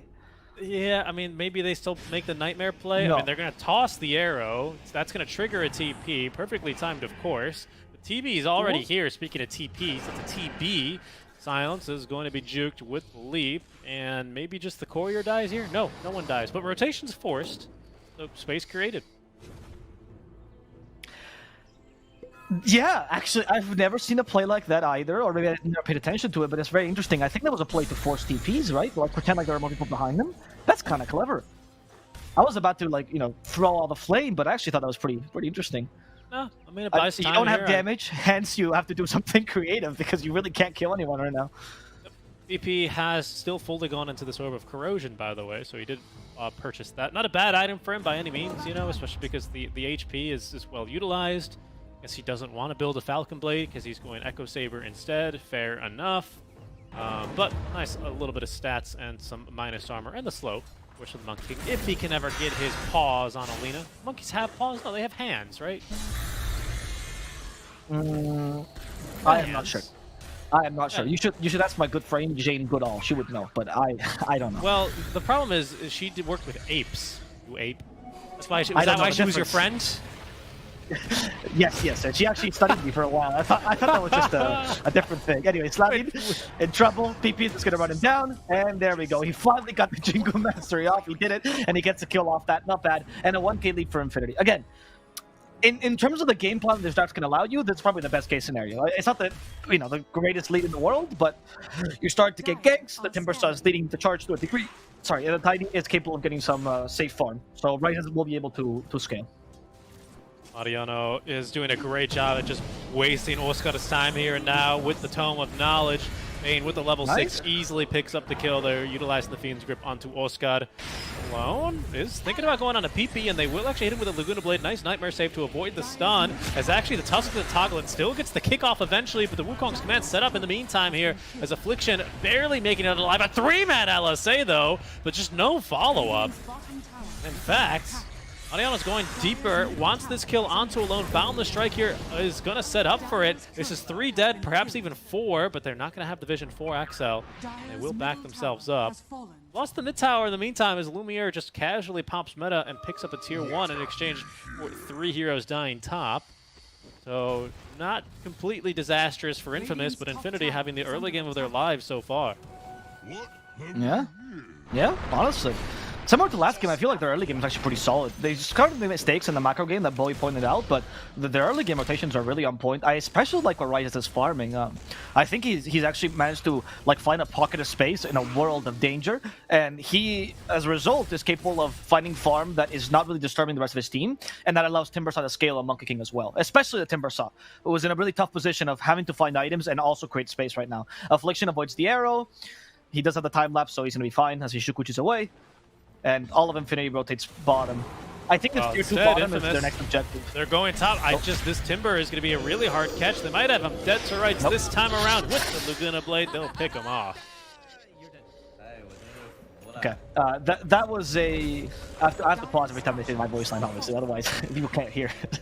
But Infamous there, they have an overwhelming amount of damage for the Timbersaw, especially when he's alone. I think the DP was the pick to completely counter him, right? So even though he is tanky, he's doing okay. He only has a casual play mill, it's not enough. Mid lane, they get Affliction. As they go for the mid lane tier 1. I don't think they can push it, though. They don't really have the best push. That's one of the issues they have. We say no. It's true. I mean, in general, right? Like, oh, Bane and Moran are hitting my tower. Oh, no, what will we do? If we wait for 6 more minutes, the tower will fall. Like, until Tiny gets online, nothing is going to happen in terms of objectives here.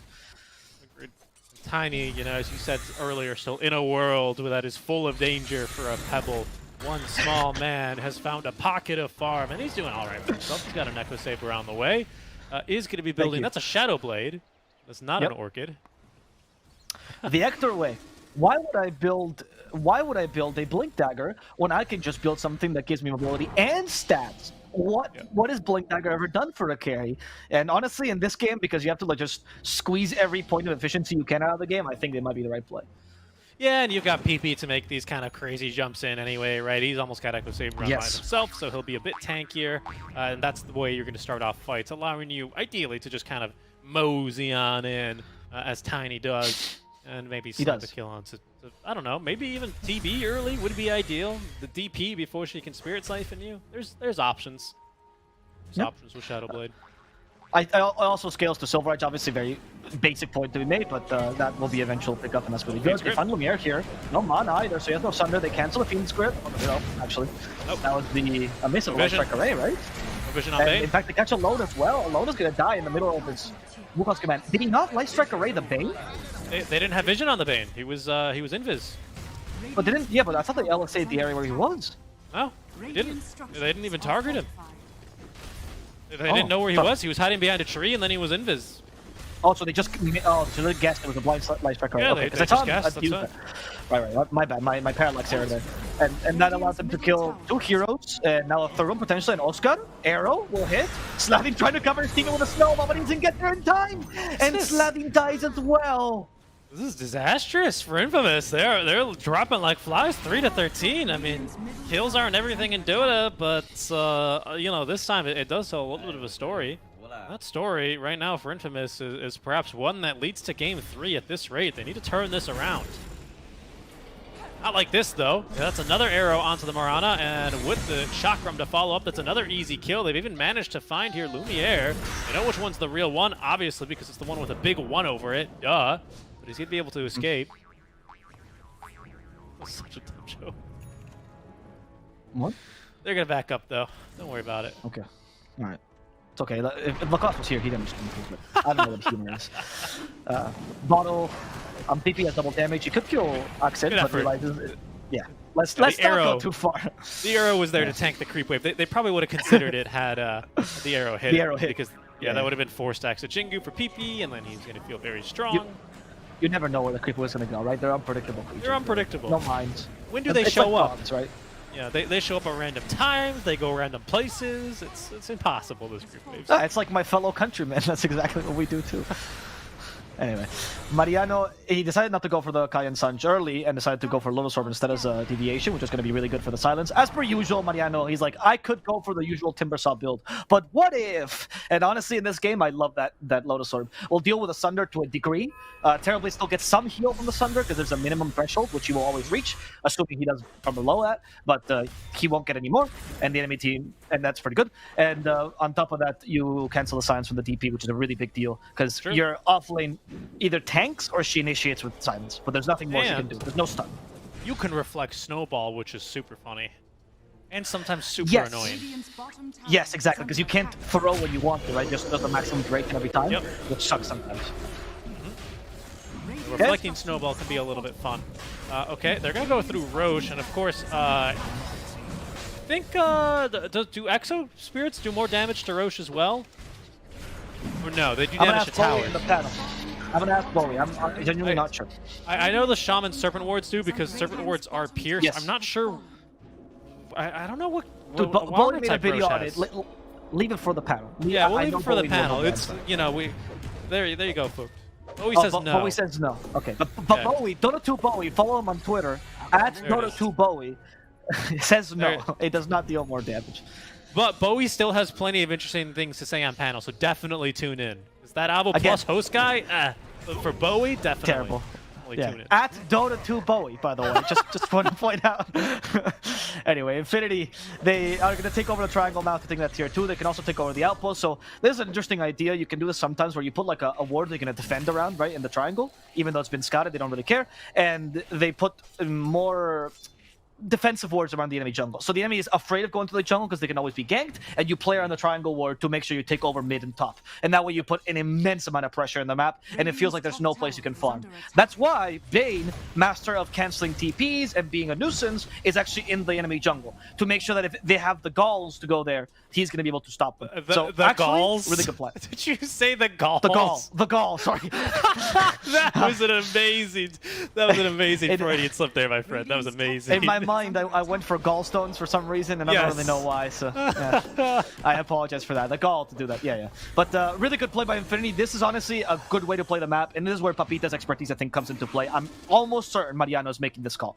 Like, he is a really good in-game captain.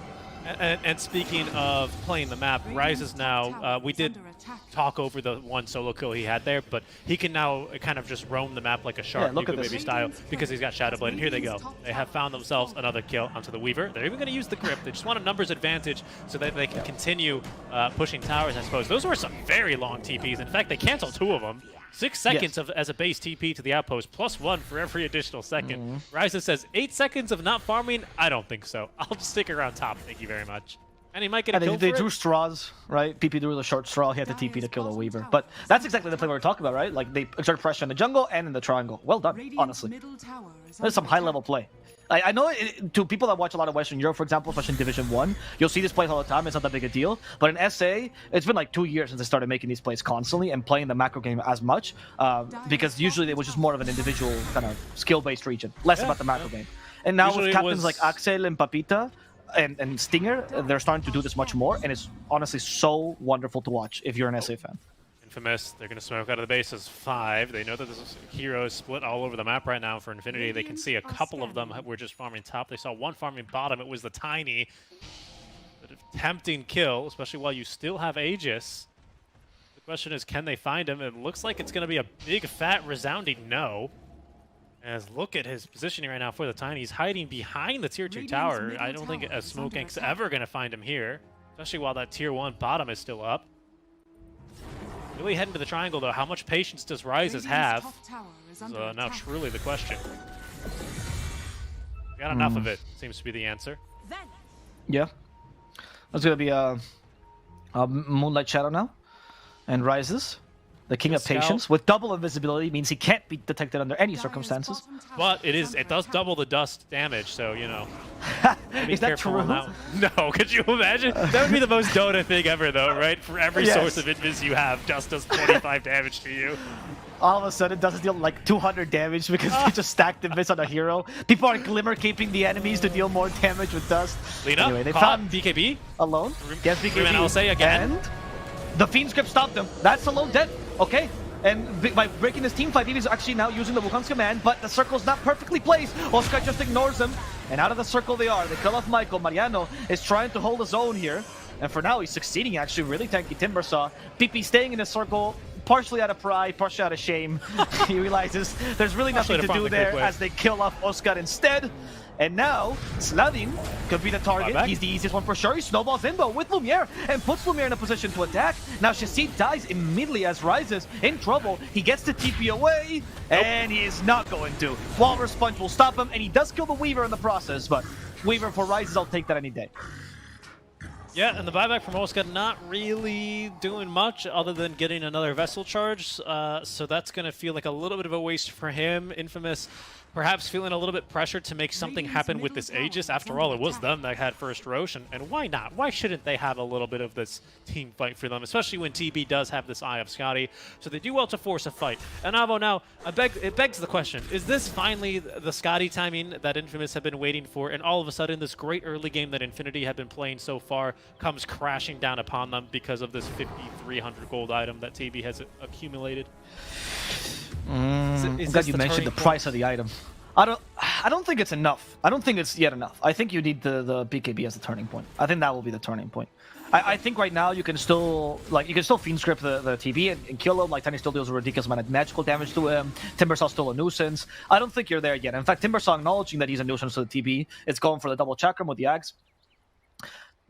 You're not there yet, but the team fights become certainly easier. The question as well is what will Lina do? Because honestly, these team fights alone has been cancelled, and they've done this both games. It's a good job by Infinity, but I don't think there's an item where Lina reaches. You're like, yeah, now he can play. He's always vulnerable to these fights. That's true. Maybe Lincoln's. Oh, that's a good idea. That's a good idea. Perhaps that's the build, because I like the idea. I fancy the idea of not, totally running a dual core. I think with a TB that's generally a bad idea, but at least making this Lina enough of a threat, having enough damage on her, mixed damage ideally, where it's not just, oh no, they got a Fiend's Group onto TB, we lose the fight. Right? There needs to be something more, especially because if TB has BKB active, Snowball, I don't believe, can pull him in. It's one of those like disruption and press the attack kind of things, right? Where it doesn't pierce magic immunity both ways.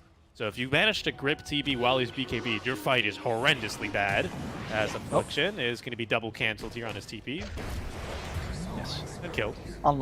Yeah, good job. I mean, not the biggest deal, obviously, killing the Weaver, but it's important to get rid of the nuisance. Weaver's just going to cut lanes as much as possible, right? To make sure that you just delay the game, right? And TB can get his items. It's just that simple. The game plan for Infamous is once again relatively easy to understand, right? But the execution is where it comes a bit hard, right? Because you have to deal with this timing now for Infinity, which I think is the scariest part. And I want to see what Rises deviates into. He's going for BKB right now, which is good for the team fights, but when he gets that Silver Edge, I think he'll get another small power spike where he's capable of out-damaging anyone in Infamous. Yeah, Yeah, is anyone building minus armor? Yes. Okay, so there's a Solar Crest being built by Michael. That will help. I don't know if it'll help enough. Again, last game when they tried to stack the minus armor, obviously we never really got to see that put into action. As nice stun there. Actually, he's gonna get the Monkey King out of harm's way. Found a couple there on the Boundless Strike. That'll interrupt the smoke gank nicely. Infamous preparing to fight here. Roche could be up soon as they actually make the jump onto Axel quite aggressively. That is going to be 25 damage done to PP. Dust, but he dispels that with a Lotus. I would say, though, I think this time it's a little bit easier because there's 2 melee heroes, so Heaven's Hammer doesn't inherently counter them as easily, right?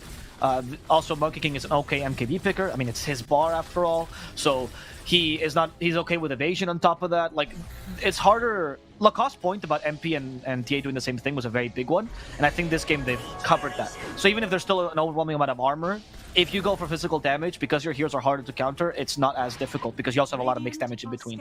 Especially with the Ags now on Mariano. I think that's a big deal here. Double Chakram ready to go. He's got a red one, he's got a blue one. Okay. That's the biggest deal, of course. You've heard of the noob cast for TI, now you get the 3-year-old cast. Yeah, where's the red one go? Where's the blue one go? Where's the blue one go? Probably both to kill TB. Yes. Cancels the TP. He wants to stay because Oscar has decided to absorb the Nightmare, and now the Nightmare is truly his because Ryzes makes the jump with the Blink Dagger. Snowball's not going to save him. Walrus Punch only holds down Ryzes for a couple more seconds, but the Fiend's Grip now has found Alone, and he's going to be killed off as well. What the heck? That fight was terrible. Infamous. Okay. We've talked about how Oscar likes to play for the team, and sometimes you have to realize you're better than your teammates, and that was a good case of it. You're right. Why would you tank the Nightmare there? I don't know. As a core, you should not do that, dude. Let the Weaver die. Who cares? Agreed. And that's, I believe, a dieback penalty now for Oscar. Not like that's going to matter for the Tier 2, but it might matter for the Tier 3 or the upcoming Roche fight, which is up. Of course, Ryzes now with a Solar Crest to buff him, as well as the Aghanim Shard is going to chew through all of your buildings. He's definitely not fully online, but online enough to kill your buildings. And I think this was what the Solar Quest is for, by the way. Not so much to minus armor the TB. Just to boost up the Tiny and push as fast as possible. I didn't see it either earlier, but now it's pretty obvious, right? And the Ryzes will take 1 lane of Rax at the very least. Walrus Punch. Okay, first Chakram used by Mariano. Here's the second one. There's the blue one. There it is. At the same time. There's the blue one. You know what? You were right. I need to study my blocks again. I need to go play Lego again. Yeah, you do. You need to do more of those spatial reasoning tests as well. Well, to be honest as well, in Dota, colors are just a fiction, right? They're all made up like casters. Like obviously these two are both brown. We know that. It's just that we call them blue and red to like differentiate them. Yeah, to make it easier for the viewers. Those colors don't exist, right? It's like when Rubik steals Bloodseeker spells and they're supposed to be green or whatever, and they're all brown. So, an Avo and Seek deep cut right there for the real fans. Yeah, exactly. Ryzes, he is near the Roche pit right now. I can jump on anyone. Did they leave a ceremonial robe there on purpose? How did that end up there? Where is that? I don't see it actually. There's a pit. You see that? Oh, there is. Yeah, what's it doing here? How did it get? Is that a bait? Is it like a Techies level strat? I didn't mean to ping it in the. Oh, I pinged it too, and apparently it doesn't show, so it's all good. They fixed that. Okay. But nice. Why? How? More importantly, it's not the best item, so I think it's okay. Now they discover with the ceremonial. Arrow. Okay. What? That's a huge item. It's so good. I disagree. Okay, right, but they even nerfed it. They disagree. Oh. There it is. They did it. Whose team was it, though? That's the real question. It was the Dire one. Infinity had. Okay, so they picked up their own robe. Okay, that's good. That's good. Why would they drop it there? I don't know how it dropped there. I'm assuming they killed a neutral from like really far away, and then it just. Maybe did someone have the shovel? Is that why? Is that what happened? Possibly. Oh, that could be. But I don't see any shovel users. No, they don't have a shovel. I don't know. I think it's Vanless Strike to the camp nearby. Anyway, Wukong's command's ready, so is the BKB, but also it's just a Weaver. So for now, don't commit too much. Oscar, though, he presses the Exo. That's a big deal. That's a really big deal. If they just wait this out, you still have every tool. Yeah, double damage got used, whatever. Did they hear it? Did they see it, though? They saw the ghost for sure, because it hit them a little bit. Yeah, they're just waiting it out. They're like, yeah, we'll wait your exorcism out. Well, it is going to at least slow the Roche, because it's going to burn a lot of the duration of this. Well, not anymore. If they're going to push Tier 2 tower, then PP is going to head into the pit with the DD rune. Good correction. I think that's fair, right? Maybe you get the tier 1 as well. I mean, the creeps are going to get it anyway, but you also get a second tower, perhaps even a Bane. But that is going to be the Roche going down. TPs are coming bottom, though, because they found the Nightmare onto Alone, buying them plenty of time into the arrow as well. It's going to catch Alone. The Snowball save. He needs a target, finds the creep wave eventually to Snowball 2. But the Boundless Strike into the Wukong's command is only going to set up really time for the double kill to happen, going the way of Rises. Alone, yeah, for sure, is going to be a little bit on the money with that voice line. Not too bright. To death there, and now Infinity pushing a 20k net worth lead with the Aegis on Tiny. Who brought the shard? I believe it was Mariano. Now it's the Flamethrower. Yes. Lots of colors. Oh, this is weird. I didn't know Flamethrower would show up between the Chakram. What do you mean? Well, Oh, you know. okay, in the UI. Yes, Yeah. yes. That is interesting. That is interesting. Well, as you learn more about Dota and colors in this broadcast, welcome. Richie, before becoming a Dota caster, wanted to become an optometrist, so there you go. I want you to know that I did so well on that optometry test. I got all the letters right. He has 20/20 vision, which is what allows you to graduate from university of optometry. It's true. They're going to take the towers really easily. It's kind of difficult to defend against this because you want to poke against a Tiny, not overcommit. Because they're just going to put Tiny in front, right? And you just push the tower alone. Metamorphosis have been committed there. That's the overcommitment I was talking about as Axel dies. And Infinity is just going to retreat here. He's been dusted, 25 damage. Another 25 damage. Rises is capable of getting away for now. Again, he starts the agent instead for the Wukong's command. So the base, there's a perfect Wukong's command. Great bait. And everyone falls for it. Hook, line, and sinker. At least Alina is capable of retreating in time. Axel in the same position, but Alone. He's been slowed. He activates the BKB. Should be fine. His Rax, though, can't move back, and they will be dying.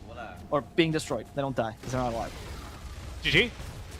Now they're certainly not going to be alive, because they will call it. It's going to be Game 3. Infinity, they pull this game out. I mean, just an amazing early game from them, and a full team effort, mind you. I think PP, it is not to be understated that he did not lose that mid lane matchup, because Lina can snowball hard. She had a regular start in a matchup that by all means should have definitely been super Lina-sided. PP is in fact the first one to even get a kill in that lane. So the fact that that lane goes so well for them, the fact that Mariano has got lots of time and space, Rises has a decent lane even, I mean, an amazing performance from Infinity, for sure. Yes, I want to highlight Mariano because, I mean, we kind of harped on him because he's the drafter, obviously, for the last game. But I think in this game, he showed why the last pick is given to him, honestly, so often. When he has last pick and he knows what to pick and he picks a hero he's more comfortable with, and it's definitely not Underlord, then it just works out for him. And both his optimization was great this game, his domination in the early game. Like, Mariano was such a clutch player this whole game because he set the tempo in the early, he knew how to itemize in the mid game to deal with TB, and he was relevant till late. Just very impressive by him. The other person I'd like to highlight, maybe PP, I think his Monkey King Wukong's command, despite one small mistake, were honestly on point, and he knew exactly what his team were doing. Always baiting, always setting up for the command, and dealing a ridiculous amount of damage every single time. Yeah, indeed. But going to Game 3, I honestly didn't expect this. I totally believed our panel when they said that Infamous definitely have this 2-0, so I wonder what they're going to be saying now. Yeah, I'm curious. Let's go to our panel. So take it away, Avo. Hello. Thank you for that. Thank you for that. We're back with our panel. Bowie, Lacoste, surprising. Infinity played a really good game. Can you highlight some of the things that you think they did well, Bowie?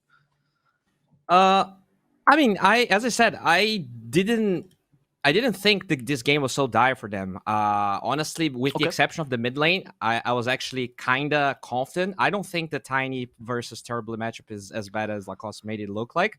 But the problem is they just destroyed mid. I mean, not destroyed, but considering the odds, I think PP did like really well in that lane.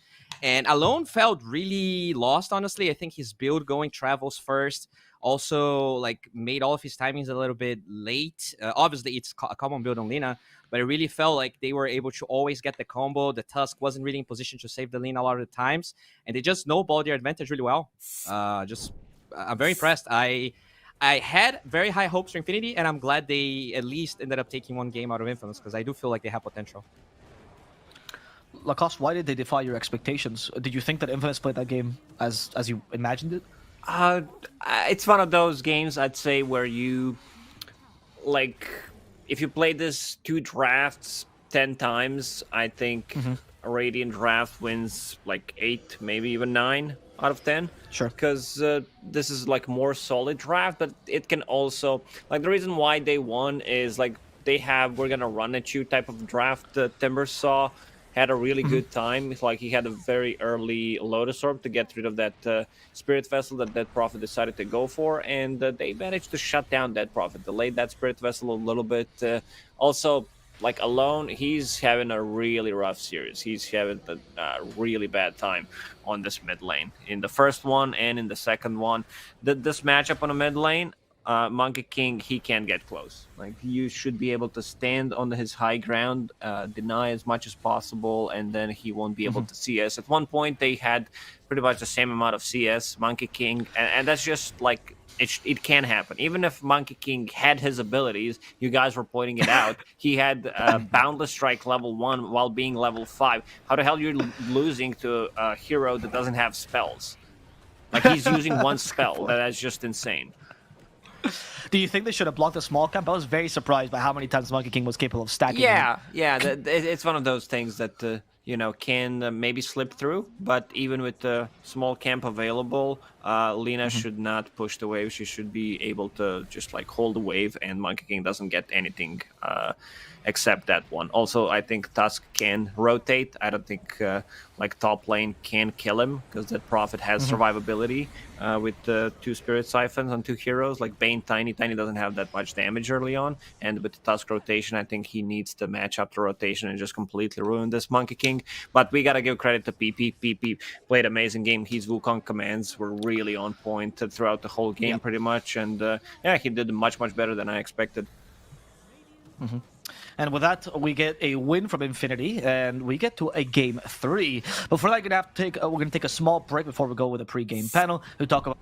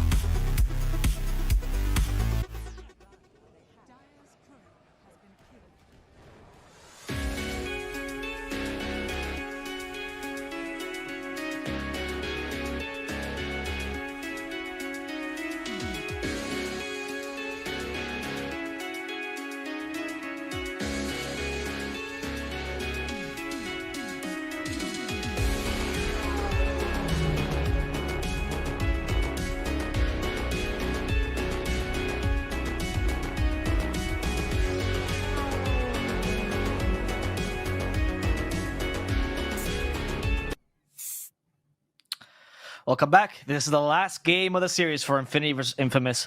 We are going to determine now who gets to keep the INF tag for their team. And it's honestly a close one. Much closer than we were expecting, especially seeing the drafts. But Infinity pulls off a decent one and showcases why the strength of the Monkey King and the Bane was there. What are your expectations for this third game, Mr. Bowie?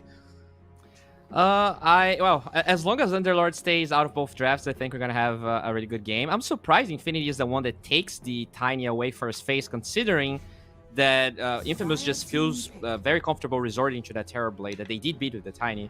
But nonetheless, I just want to see whether Infinity, is willing to play Death Prophet. Oh, they actually literally just got it. I thought that. With the way they were, I think they banned it in the first game, and they actually didn't really do anything.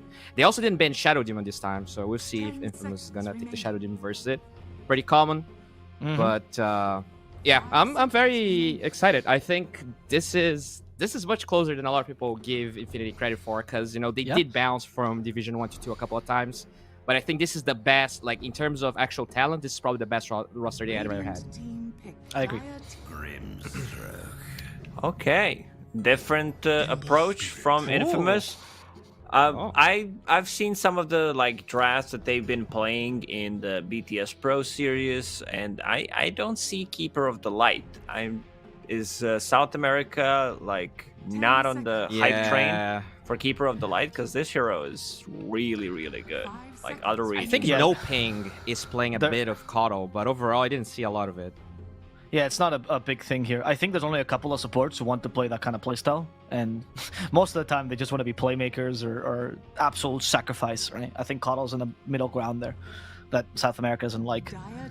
The same reason why Razor became popular and SA was like, why play Razor K when I can play TB and Medusa instead? Wow, Infinity, they're so bold, actually. Like, picking both supports in the first phase, now both cores like this. I mean, do you think Volker DP's a core for sure? True, it doesn't have to be a core, but I think, with the way spirits work right now, I think you do get more value out of it playing as a core. Okay. But you're right, it could be support. Could be 5, yeah.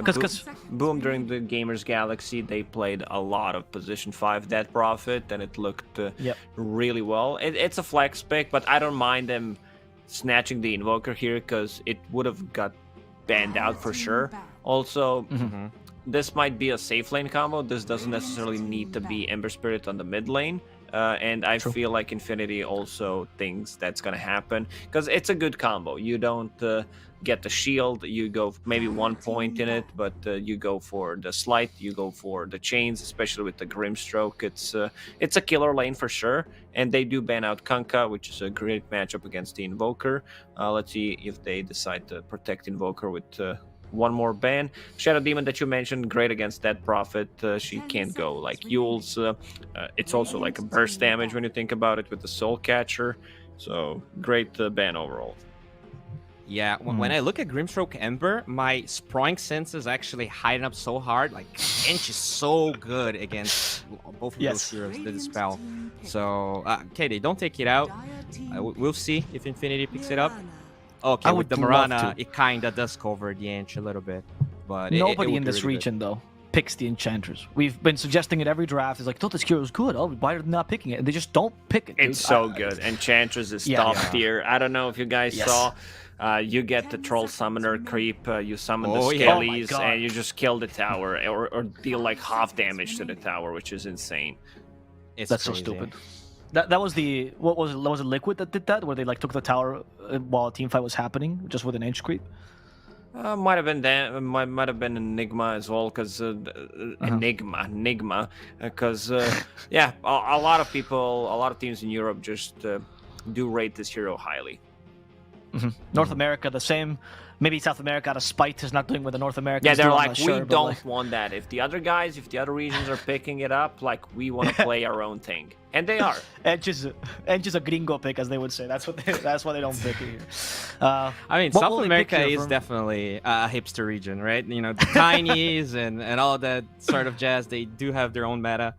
Yes, which they is do. similar to China. They don't play IO. I guess that's the meme, and they don't play certain heroes as much as other regions. But they are thinking here because I think there's a lot of value on Ench. The Mirana, I don't know how much of a problem it would be, but they go Willow.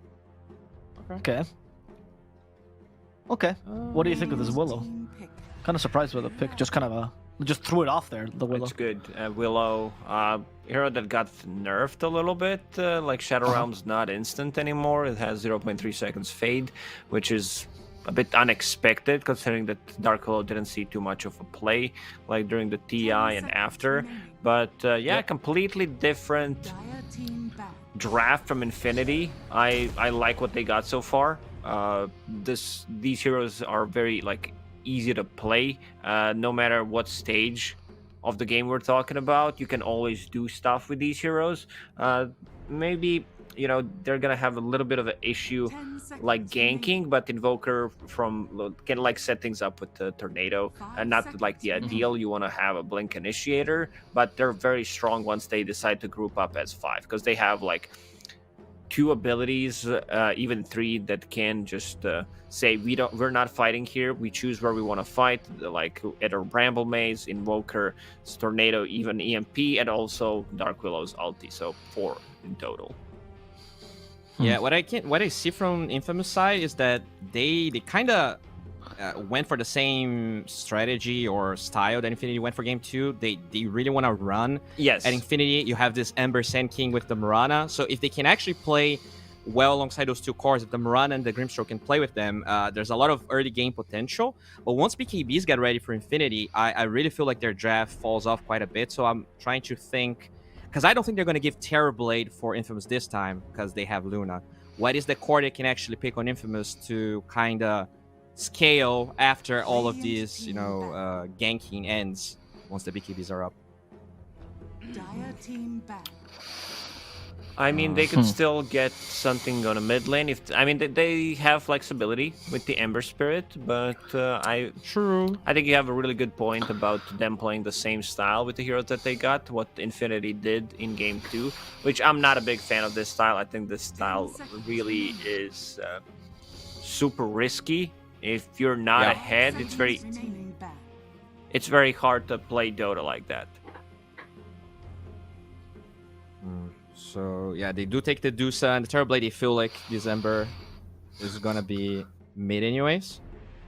It's also an Alone staple, right? I think it's his best hero, and you guys harped on a lot about the fact that Alone was just struggling both games, right? So maybe you give him that to perk him up, to make him play in his comfort zone a bit more. Okay, I'm just gonna suggest one hero, Drow Ranger for Infamous. This hero is gonna be top tier. Like this hero, they have 0 backline jumpers, and I feel like this hero just can completely take over the game for them.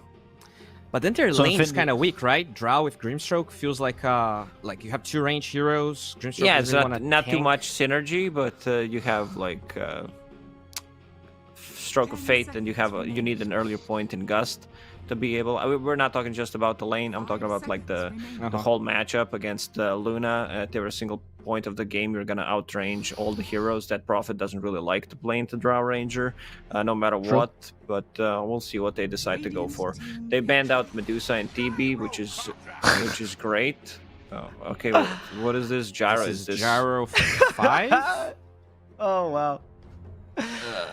Okay. Is it Gyro 5? Is it TP 5? Who knows? No matter what, it's going to be weird. Gyro offlane has been played in North America a little bit. Speed was popularizing it. He even made a guide about it. And honestly, I was doubtful about it at first, but it didn't seem that bad.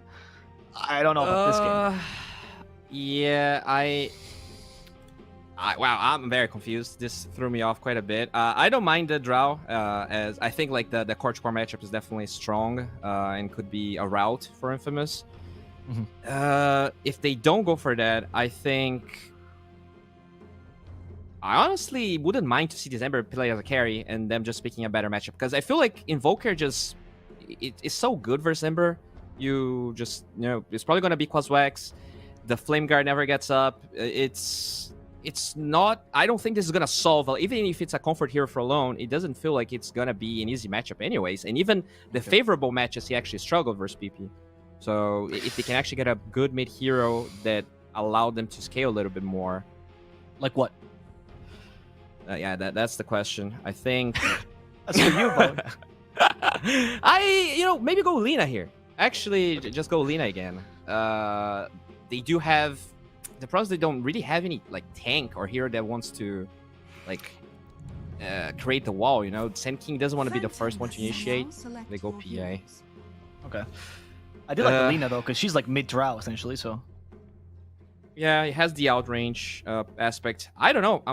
I PA is good versus Luna. Don't get me wrong, but I feel like their draft, as Lacoste said, is very all in the sense that if you don't get those early kills, it looks awful. This Mirana doesn't really do anything. PA also, if she gets a bad lane, it can be terrible.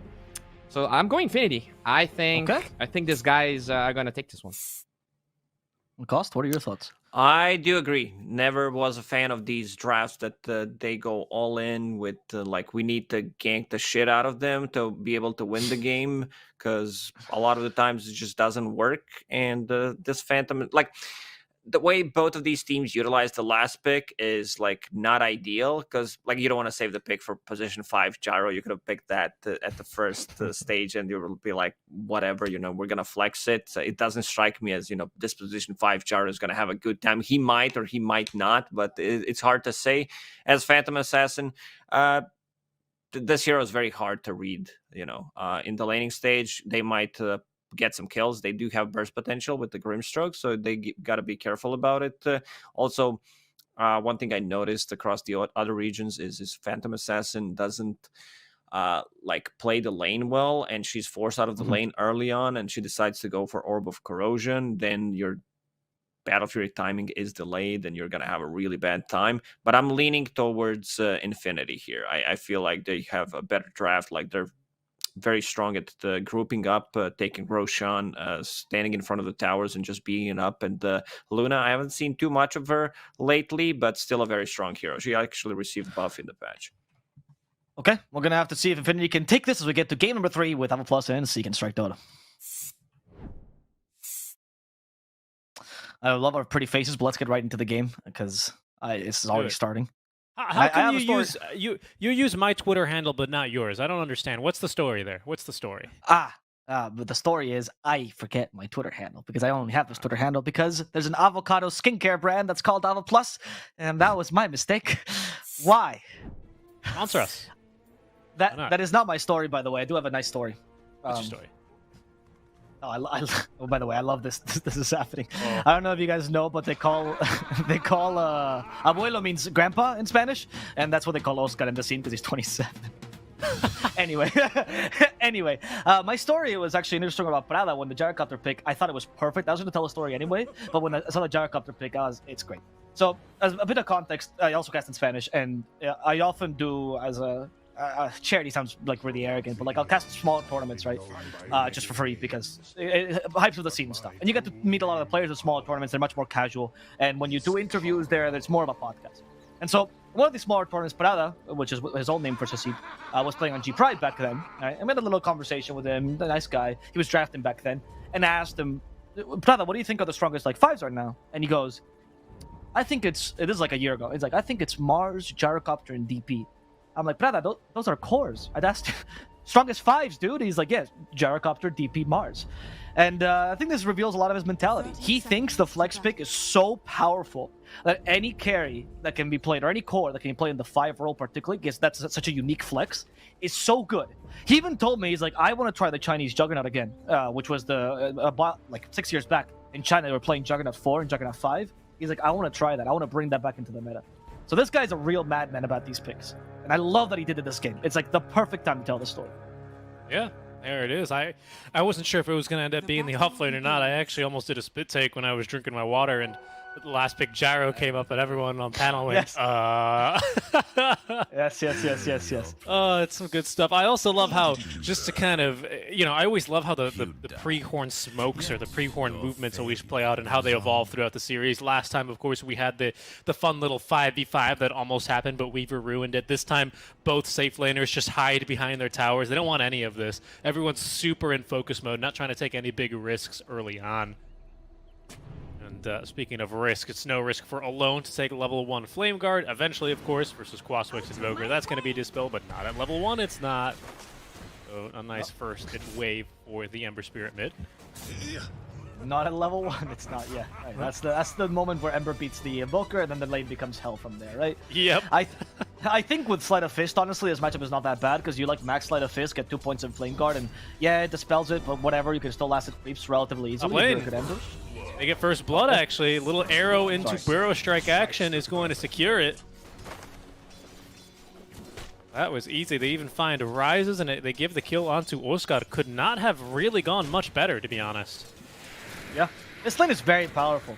It's just very, very good. Oscar? Oh, if they can get a small shot. Oh, they're going to catch Prada again. And Prada, I think he might die as a result. They have a lot of auto attack damage. Oh, he has a Fairy Fire! That surprised Oscar. They didn't check the inventory. Always check inventory, lads. Always check, especially versus a hero that has 6 armor. Yeah, that's a little bit of a mistake there, but level 2 at the ready means Lalin will leap away. And instead the action is bottom, where Affliction managed to find a kill here versus the Dark Willow. Self-cancelled? Self-cancelled, though. I like, by the way, if I add another story, if you watched Stinger, yesterday we talked about Stinger having an educational channel. He mentioned this interview, and recently he was talking about the Ogre thing, and he actually showed a game where it was against Mirana Sanking, and he made fun of the Sanking because they didn't go level 1 Impale or level 1 Burrow Strike, and this ability, this combo of Sanking Mirana, Burrow Strike plus Arrow, is just so powerful. You have such an insane kill potential at level 1. I think very few lanes have this much kill potential at level 1. So I'm really glad that they took advantage of this, and I think Infinity was a little bit careless on the positioning with the Luna, because you are just gonna die. And you know what? Speaking about a positive, this Infinity top lane, there are not many heroes, supports especially, that can out-harass a Mirana. Gyro, definitely one of them. He's not doing a lot of damage, right? Only basically outside of Lunar Blessing range, just his base 50 damage. Nothing to write home about, but Mirana doesn't do much of anything back to him at all. So as long as he's taking care not to overextend and not setting himself up for a Burrow Strike into an arrow combo or vice versa, he's really making a lot of space for Luna. Mirana, one of the most annoying position 4s to lane against, because she just leaps away from you, arrows your wagons, does a bunch of damage from range, great auto attack animation, as they are going to make a play now for Oscar. And you have to be very careful. Oscar has been left alone in the lane. They took advantage of this, but Sladin TP's back to the tower so you can help him. And Oscar still gonna die here to lose some beam. Too late. Mirana is annoying, but as you mentioned, can't really do much if they go on your carry. You can really just arrow and stun one of them, right? So yeah, she's a great hero for this kind of more aggressive, offensive playstyle. Offensive, maybe not the right word. Aggressive, a better word. But as soon as you require a little bit of save, you'd be wishing you went for like a Wyvern or a Shadow Demon. Maybe not Wyvern in this patch, right? But you get the idea. Something that can actually counter-initiate and do a little bit better than just toss an arrow and hope it connects. So this lane is actually turning out to be very, very nice. Of course, they have mana issues, very, very serious sustain problems for Infinity. To keep up this harass, they just need tons of mangoes, enough mangoes to even make Ice Frog blush. But they've got plenty of regen already coming on the Couriers. But for now, Oscar and Sladin have a very, very aggressive lane once again without all the mana to support the spam. Frankly, after living in SCA, I know what the hype that Ice Frog has for mangoes is all about. Oh, yeah. I really understand. Fear, they're really, really good. You import a bottle of Tajín and you're good to go. Yeah. Tajín. But yeah. Listen, dude, I'm getting ready for the Arlington, Texas Major, okay? Tajín. Right. right. Tajín, right. Nicely done. I didn't mention on this combo, but now is a perfect time. Searing Chains into the arrow. I think that one even caught PP by surprise. Yeah. That's the combo that we didn't really mention. We're really hard on the Mirana. Top lane, though, they go again for Oscar. Sorry to cut you off there, my friend, Nope, but it's without fine. Mirana in the top lane, Arrow now sailing on through is going to be deftly avoided. Oscar taking a bit of damage, and they will not have enough for another Lucent Beam nor the auto attack, so Oscar does make it out alive. You could tell it was when Prada was about to dive, and I think it was Rice's that stuff. No, please don't go. Because he was like really advanced. He's like, guys, I have 7 armor. I can tank this down. Do not worry. So I'm glad he didn't go for that. I like that SA plays aggressively for these kills, but usually that's more of their downfall than their perk. And it's good that you learn some discipline here. So with that, the lane for Rises now I think is secured enough, right? He's matching the PA, so at least you'll equal her farm, more or less. And it's mid lane actually where Infamous will make the difference. Oh, they did not coordinate that correctly. Probably should have been a second kill.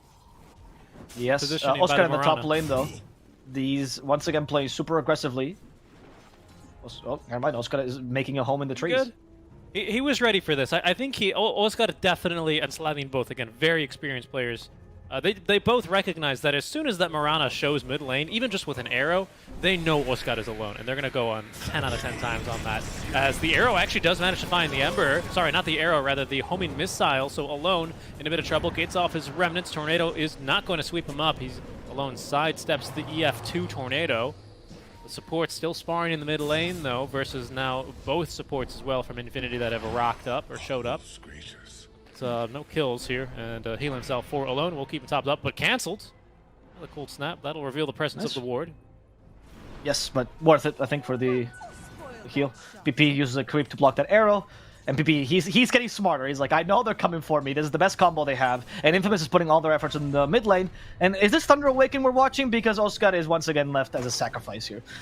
Literally the same way as they did when he was playing in his last team, and he's just going to try to find farm the best way he can. But this is where Oscar excels, and you can see this because Prada went too far. Oscar calls for reinforcements, and this time they come. Yeah, and they're coming, and Prada's going back to the Ancient for sure. Back to the Fountain, rather. Nice kill there. It gets simply too aggressive, like you're saying. That's why Rises was there to keep him in check, but it's a little bit too excited with how much damage he was able to do, with all that bonus armor that he has, and he is going to pay the price. Still, though, Rises having a phenomenal laning stage. 37 and 17 denies is going to be absolutely clutch for him. He's already up to level 6. With an interesting build, 2 points already in the Lucent Beam, which probably means he's going to end up maxing the Blessing and the Glaives, and then put the 2 points into Eclipse at 11 and 12. Is usually the build I see here. As with the Exo active, pardon me, I missed the kill completely. Lumiere is going to drop to Mariano. Let me do a radio cast on it. Essentially what happened is Lumiere went into the trees, right? Mariano was like, oh, I'll just chase you forever. You're dead, my dude. And that's what happened. And then Lumiere died. It was pretty easy, actually. The Exorcism at level 1. This is... It reminds me a lot of how Leshrac plays the offlane, back when that was more common to pick, right? You get level 6, and then if you're not leaving the lane, you're gonna die. Like, it's just straight up. And if you leave the lane, your tower falls. So it's a really difficult choice for the carry. There, he delayed the tower falling a little bit, but I think it was the wrong play, because now you lose tower and you carry. Mid lane, though, he is going to be able to go in aggressively. This is just a support gyrocopter, of course, so let's not get too excited. But the kill eventually still goes the way of Alone, utilizing that double damage rune in the bottle. Make sure you can get the kill. Yeah. I do wonder, like you say, like, yeah, don't worry, it's a support gyrocopter, but worry because it's also support gyrocopter. And you just can't do anything with your supports. Michael dies. Arrow. Beautiful. You're in a tough position here because the guys who are supposed to like win your early mid game right now has to be your cores. Because your supports are not going to do enough for it, right? Willow's a little bit under leveled, and Gyro's just not that kind of hero. He's a hero that kind of scales a little bit better into the mid game, and that level 6 is very important. As they go for PP, they have an arrow ready. PP gets Searing Chains. I think they got a little bit of the Inkswell stun, but that's not really that big a deal, as PP will instead be run down. Now with the Cold Snap, though, Alone, he does not avoid the Cursed Crown, and he's going to get stunned too long. Now the silence hits him, and Alone is going to die. Indeed, too far. Seek and Strike calls it. He's right. Slavin, though, he says, I'll kill you! You took my mid laner's life! I'll kill you, I swear to God! But Slavin, unfortunately, is a support, and PP will win this match and tip his dead body. PP's like, Slava, dude, are you crazy? Invoker has 14.2 HP regen with my Quaswords. What are you thinking? Oh my God. Yeah, that's the meme. There we go. What were you thinking? You think you could kill a mid lane Invoker? No, not gonna happen. That regen was madness. My goodness. This Invoker hero, man. How do you kill him? That tip is the closest thing I've ever seen in Dota to a teabagging, because he just stood over his dead corpse as he tipped him. So, well done, PP. More you know an what? appropriate name for it as well. I'm surprised. Here's an idea. Hold that thought. I'll get back to this in a second because top lane, another arrow into Burrow Strike. Epicenter this time out from Oskar is going to secure the kill onto Ryzes. Nicely done. But here's a little bit of a free one for you guys. ITB. That's what you get for your spray. You get a nice little tea bag, right? Oh, it's true. Yeah. They do have ITB's actually supporter pack. Really on point. Really good. Really good. I love it. I love it. Are you speaking of supporter packs? Are you in any of the SA ones again? I'm gonna be in the Hokori one. Yes. Oh, spoilers. Oh, sorry. Yes. I haven't made the voice lines yet. So, Oskar. There's the EMP tornado. Hoy missile hit, and Oskar will die again. He was struggling so hard to take this tower, and he dies in a bit of a desperate attempt, but the tower gets denied. Still, space made, right? You still get map control. Not that bad of a trade. Yep. Those give earn charges over to the Invoker, which might be problematic, as that's a big and Remnant bomb mid lane that is not going to go well for Alone.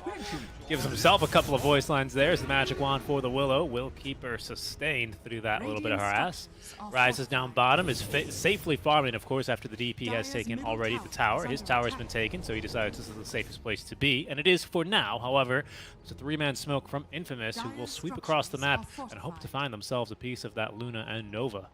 And so far, it seems like they're going to be on a direct collision course here. Rises might not be ready for this. Oh, but he reads the map super well. Look at this guy. Mid lane, they're nice also making a play for the Ember. They got him, but Oskar, he's committing to this one. Inkswell into the arrow Burrow Strike after the aggressive play forward, and they will get the kill onto Rises. Okay, I love this play by Oskar, actually. The mid lane was really good, by the way. What happened is that there was a sleight of fist by Alone, just trying to cover the lane. He didn't see Mariano, and then Mariano just silenced the place where he's going to sleight of fist, right?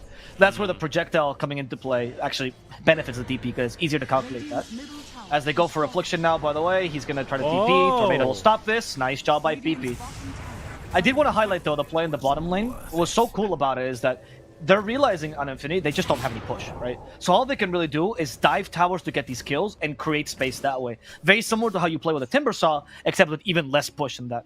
Sanking is a defensive offlaner. He's there to tank the towers, but against a DP, there's just nothing a Sanking can do. Your towers will fall. And so the only way for you to create space is for you to make these really risky plays under the tier 1, under the tier 2, and kill with Epicenter. So he's adapting well to the game, but his draft, unfortunately, is a difficult one to execute. It is, but at least he's got a hero to play with, right? So it's not completely impossible.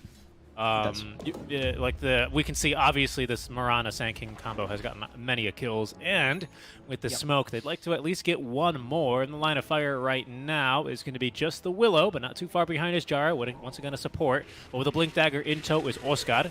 As we catch up with Michael, who is going to whiff the Terrorize as Lumiere continues to bait them a little bit further. Sunstrike is going to hit her, but it's a level 1 Sunstrike, not going to do much there. Oskar finds his mark. The arrow as well will connect, and Alone secures the kill. Sleight of fist.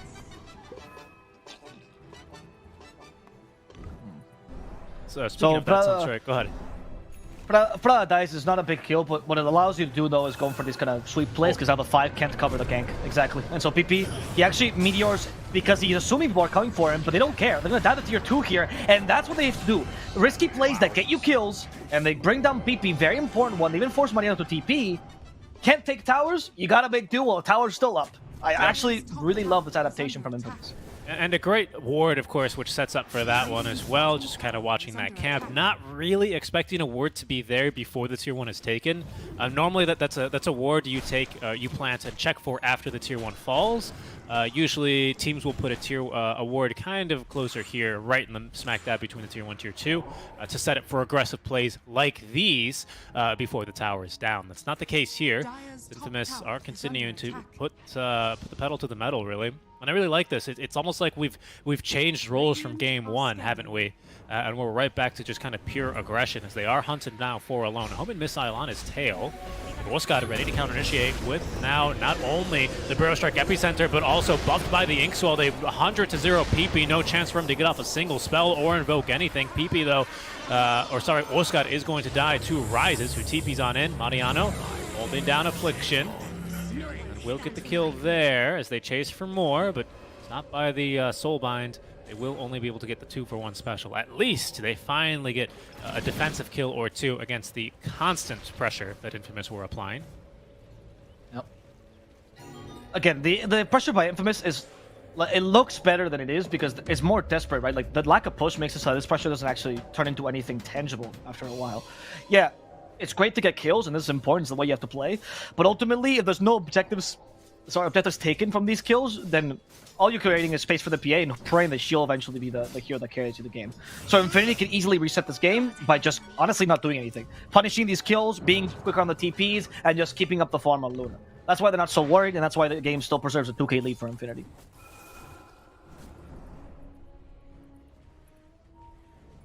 So far, though, Infinity are farming decently well on Rises. He's got himself full Mask of Madness. Again, did go for this full farming build. Is actually putting a third point into the Lucent Beam at level 12. I thought we'd see the second point in Eclipse, but no, not yet. He's going to decide to just max the Lucent Beam first, probably. Okay, this Midas is now on its way towards PP, so he's going to begin scaling pretty nicely here, and the fact that he's still managing to out-farm alone, before the Midas is good news for him, as basically tanking this Moonlight Shadow gank is going to be the Gyro. Gets up a wand. Maybe they can turn off of this. Okay, they're trying. Mariano doesn't have Exorcism though, so it's a difficult play to be made, but he's chasing that Oscar. From behind comes alone, going for the supports first, and Michael will die to the Sleight of Fist.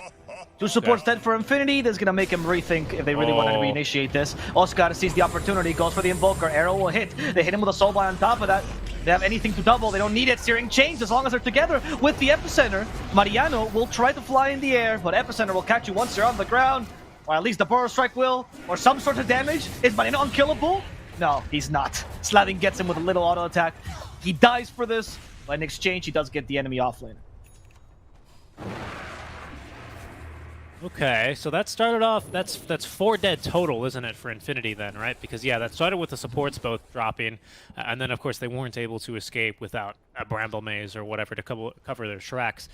That's kind of a big problem, actually, for Infinity. Their disengage basically relies on, like, a tornado and then running through Bramble Maze, and hopefully enemies just don't chase you, which is not going to be too effective versus Ember, PA, and Sand King, of course. Oscar definitely having an amazing game thus far.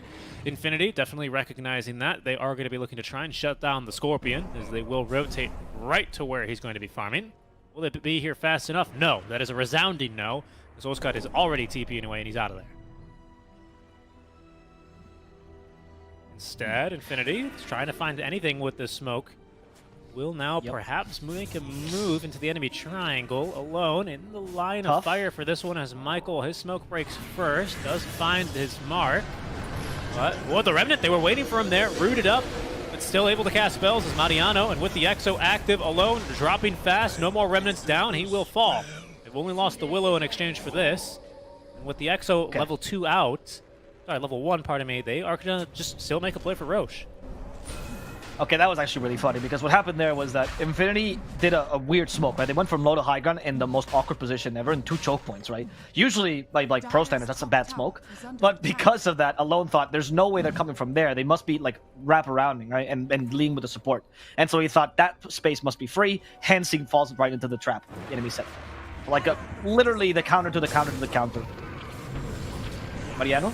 He gets caught, by the way. The arrow, Mariano still has the exorcism up. That's not going to help him. Doesn't heal him in time, and he's going to be the first to die. But Infinity, they still want to fight this. And then go for the Sand King next. However, the PA's bursting down Axel. Oscar will die, but they did get down the support and Mariano, so kind of even right now. They hit the double stifling dagger now, and Alone joins in once again to call the second support. VP does get a deafening blast off, and with Rise's Eclipse, it almost kills off Alone, but he did have a Remnant for safety. He learned from that last play. He's like, I'm not going to overcommit anymore. No, he's not. And I think this fight might not be over yet, as PP is going to break his Ghost Walk to try and go on to Lumiere. But if there are still enemies here, because there were enemies here 5 seconds ago, PP drops to the ice wall, trying to retreat, but Alone is going to get him from the opposite side with a Sleight of Fist. And now in a bit of an awkward spot is the Gyrocopter. Once again, Ember able to reach across the ice wall. Silence does manage to catch Alone, though. Seems like finally this fight is ending. Yeah, I mean, just to kind of... well, I think it's a little bit too late to make that point now. But yeah, nice smoke play from Infinity. They continue fighting here. They didn't buy back, don't they? Yes, they do on the Gyrocopter, so just a support buyback. But they were going to be repelled from their earlier Roche attempt, as Roche still licking his wounds. He'll be back to full HP in just a matter of about a minute or so. So the Roche advantage kind of nullified. And it seems like Lumiere is feeling the pressure. He is going to finish the BKB before the Desolator for the Phantom Assassin. Of course, the nice part about the item build is that you can really ultimately decide, but he already has the recipe for BKB, so he's probably going to buy the Ogre Axe and just be done with it. So he'll be ready to fight. This Invoker, not going to be a problem. This Willow, shrugged off. Gyrocopter, minced meat. Yes, that has been the case every time, but now even more so, right? He's gone from like pieces, right? He was like a kebab before, and now he's straight up shredded. He's a minced meat pie. Shepherd's pie? I don't know. Shepherd's That pie. thing British people eat. And Americans. Is it an American thing too? I'm pretty sure it's a We've got British food. shepherds. I don't doubt them, but do you put them in pies is the question. That is the question. I don't know. Right. I don't know if cannibalism is practiced as well in the US. I thought it was only the UK. Anyway, they're gonna go and find Ember here, rooted up the Nice. DP, and that stops the initiation. Wait, but It does they suck to have scouted to the initiate smoke. with silence. They scouted the smoke, so Infinity, they know how many heroes are in the smoke. They know they're probably Moonlight Shadowed as well, but they're holding a good position here around a ward and a sentry. So this is going to be a bit of a difficult high ground assault here for Infamous. In fact, they're going to choose to try and go around. This has been a very popular staircase this match. And we'll see how this one works out for Infamous. As Oscar expecting action, getting ready on the Burrow Strike. It's about to kick off. Okay, Inkswell, then done. Great Burrow Strike, and that catches 2 cores, and this to the Soul Bind. That's gonna be Mariano blown up, and this Luna, she is minced meat as well. Ryzus couldn't even have time to activate the BKB. They're going for Prada next, who's gonna try to TP. One crit, none. No crits for Lumiere, so Prada gets away by the hairs of his chinny chin chin, but Michael will not be so lucky. No, he will not. PP as well, managing to position himself in that fight such that he doesn't have to tank any of that damage.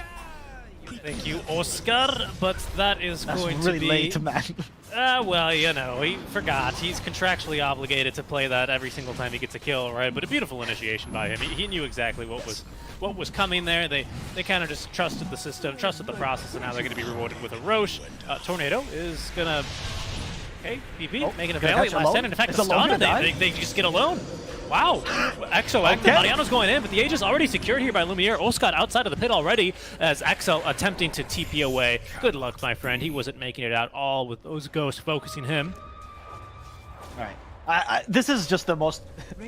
when these things happen, it's just the most SA thing in the world. Any other region, the hardest part and the most difficult part of a Dota game is the high ground. That's a dangerous part. And SA, it's the Roche pit. The Roche pit is just a grinder for these people. They lose 2 cores here. They barely get out with the Ages. I've never seen a single Roche attempt in this region going just cleanly, unless the game is a stomp. What a beautiful thing to have as a characteristic of your region. SA Roche, my guy.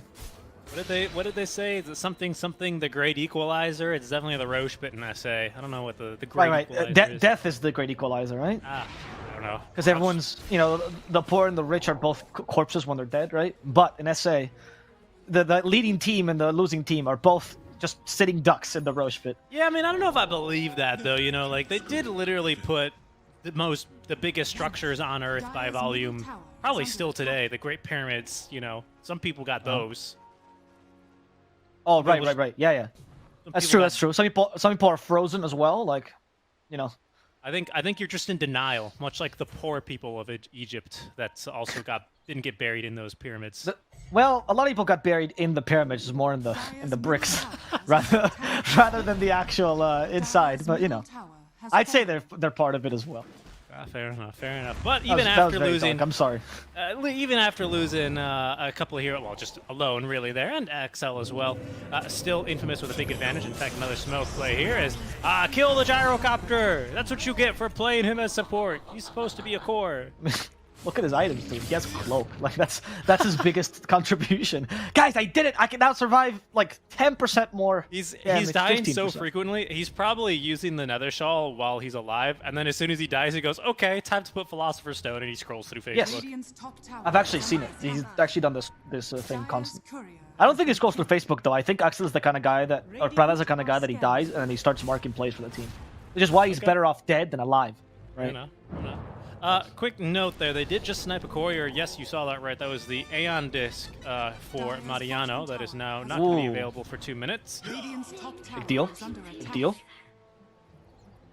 Aeon Disc is kind of necessity to deal with his PA. Usually it goes go Clash will plate mill, but PA has cancelled you enough. There's a ward here, so...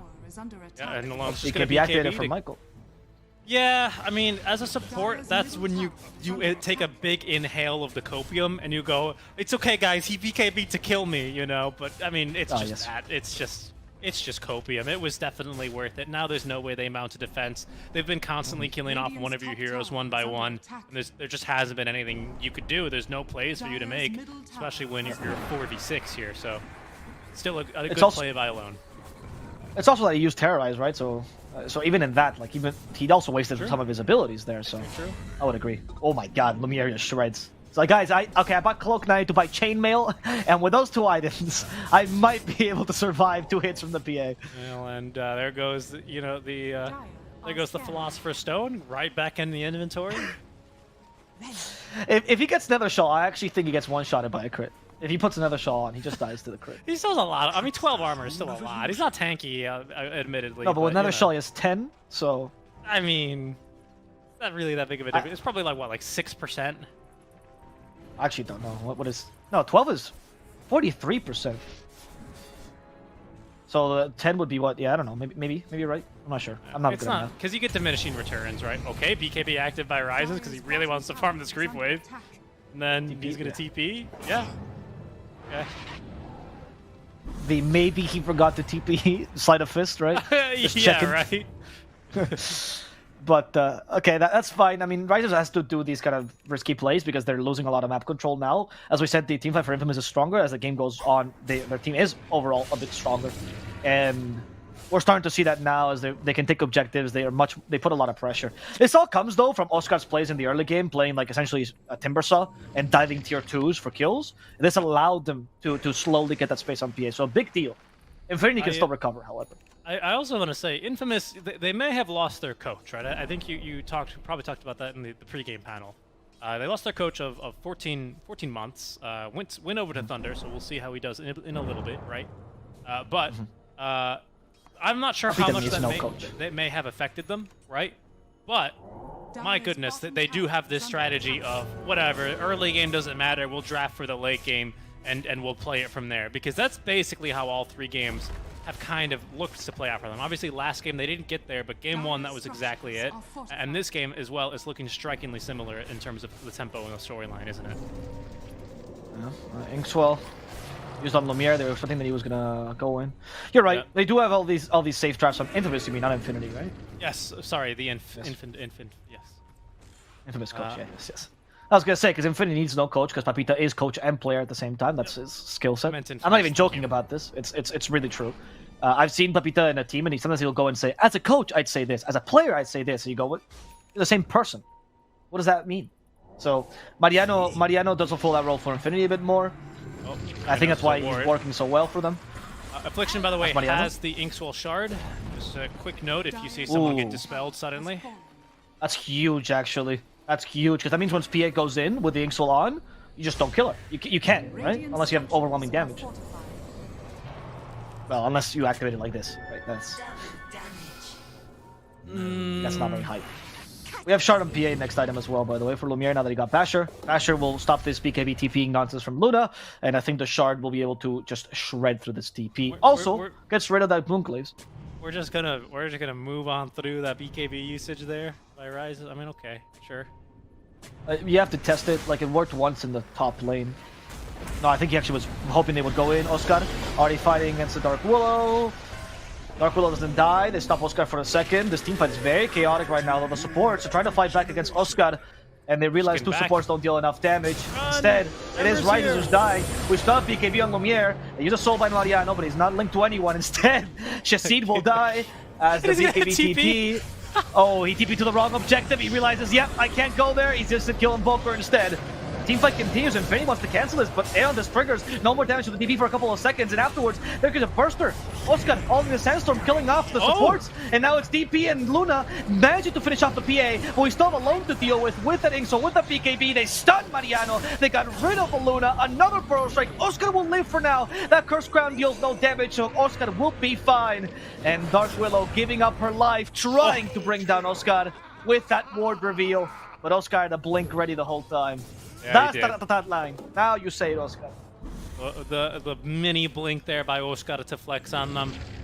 And yeah, regrettably, I think that fight looks differently if Luna has BKB there. I hate to say it, but it was coming off cooldown from the overzealous usage before the usage in the bottom lane. You know, let's call it for what it is. It was the usage in the bottom lane. And unfortunately, he didn't have BKB in that moment. A great usage of the Eclipse. You still managed to take down Lumiere. Well done. But the fight gets forced around Mariano, who is very strong, admittedly, with that Exo. Still only level 2, but Aeon Disc buying him a lot of extra time. Almost gets that kill onto Oscar, but that's really, really tough for Infinity. It was one of those fights where you needed all your resources. You needed everything to kind of come together for you in such a way for you to win the fight. And when, unfortunately, you end up removing those resources from yourselves, it makes it that much harder. And now they're staring down a 9 to 10k net worth lead. Second Roche is already respawned and ready to go. EA is going to have maybe even Basher for this next fight. It's getting really difficult here once again for Infinity. Ember has Shard. No Axe yet. How many Embers? They love going for Shard first. Yeah, it's pretty good. Getting the Remnant back when you get a kill on support, for example, is very valuable. As they're going to go for the Roche instead, no? A Shard? Wonder. Yes, Shard. Who did they give the Shard to in the Roche, though? Mirana. But The only one doesn't have a Shard. Oh, they're giving it to Lumiere, actually. Because Lumiere didn't buy his. Yep. And Alone is just keeping the enemy team at bay alone, which is impressive. Allows them to take the H really freely. Alone is just chasing down Prada, realizing maybe he messed up. Oh. The Sunstrike won't kill him, but he still has a holy missile going after him, by the way, and that's with the Shard on. They gotta get rid of the Flame Guard. Run! Flame Guard. I don't know if that's gonna save him. Oh. It did? How did it die to creeps! Oh, he died while he was invulnerable. Okay. That's Michael. Get the FVKB still, though, on Lumiere. He breaks the Luna. Luna can't fight. Luna's dead. DP going for the DP next. DP now losing all her damage because of the Aeon Disc once again. Silent stop. Oscar is trying to get away. He'll manage for now as Lumiere also bursts down the gyrocopter. Saved by the Inkso, but not quite. The Aegis will be triggered. We still have Oscar's initiation ready. Mariano goes to the high ground using the spider legs, trying to keep out of vision, but it's simply impossible for him to survive. Another kill going the way of Infinity. Infamous. Without the Luna, the Infinity just can't fight. And that Knives Out is just an incredible ability, isn't it? It pierces BKB. Every single time I see that happen. Sorry? Fan of Knives. Yeah, Knives Out. I'm also a fan of Knives Out. I think that was my favorite, what was it, Edgar Wright film? You know, I agree, Alvaro. Great movie, great movie. What? I don't know if you're saying that on purpose, but it's not. I am saying. I know it's called Fan of Knives here, okay? It's called Comedy, sweetheart. Look it up. Anyway. Lumiere, I just got gendered by my co-caster. Lumiere's very strong in these team fights. If BKB's on the first life, I thought that was going to be disastrous for them, but this Luna just simply cannot fight 1v1 already. They've reached that stage of the game. Alone is able to basically 1v4 buy so much time for his team to make sure that they get their objectives. As there he goes, he gets the dieback now onto the gyrocopter. That's 10 deaths now for those keeping a score at home on the gyro. Just a very, very rough game for him. That was... I think the Ember pickup here that we talked about, the comfort pick, right, in the draft, I think it played a big number on Infamous' squad. Alone recovered really nicely and played a much better game than the last two. I think the first game was fine, he would just kind of cancel, but last game he was a bit lackluster, and here we're seeing Alone, like, feeling in his element again, right? So I do think that them prioritizing his comfort a little bit was a good choice. Was this not like a first phase Ember Spirit? Didn't they go? Yes, it was the second pick, right? Yeah, it was second pick for them. Yeah, he even got countered by the Invoker. Again, that's why I think that they were really thinking of giving him the comfort pick. Yeah. All right, Rises gonna be finding whatever farm he can on the opposite side of the map, but this is looking extremely reminiscent of Game 1 because how do you fight this PA? Michael sure can't. He is going to be taken down on the way out. Going for the last phase of tower. And I think now... I mean, I don't know. Infinity has to propose a good fight, but I just don't know how you kill the PA. The Silver, I don't think it's going to be sufficient. You at least got through her Aegis, so they can be thankful for that. True. So, you still have a lot of cover, though, with the Inkswell. No, I mean, you're absolutely right. I mean, and her own BKB, especially if your gyro keeps getting fished out by arrows. They can't get megas. I mean, it's certainly not ideal, but it's not out of the realm of possibilities to say that they find a miraculous fight here and still look to stabilize the game. That's not going to be the game-turning fight. They need a little bit more than that, but it's not out of the realm of possibility for sure. But the fake back right now is going to at least draw in Rises, who uses the Silver Edge break already. That's going to trigger the jump in. The Abyssal Blade deleted. Luna is just going to buy back, though. Mariano is dropping super quickly. Aeon Disc has already procced here, so he is going to be taken down by Oscat. Still actually lifestealing a bit too much, though. Finally, he will drop, but after they get the kill onto Lumiere. Slavin in trouble himself. There's going to be the Yule Scepter here. Activated onto Slavin. So the TP, but that's going to actually condemn them because Alone is just going ham. Down. Going for Rises next. There's no more BKB. Rice has been killed off by Alone once again. Asprada. Yeah.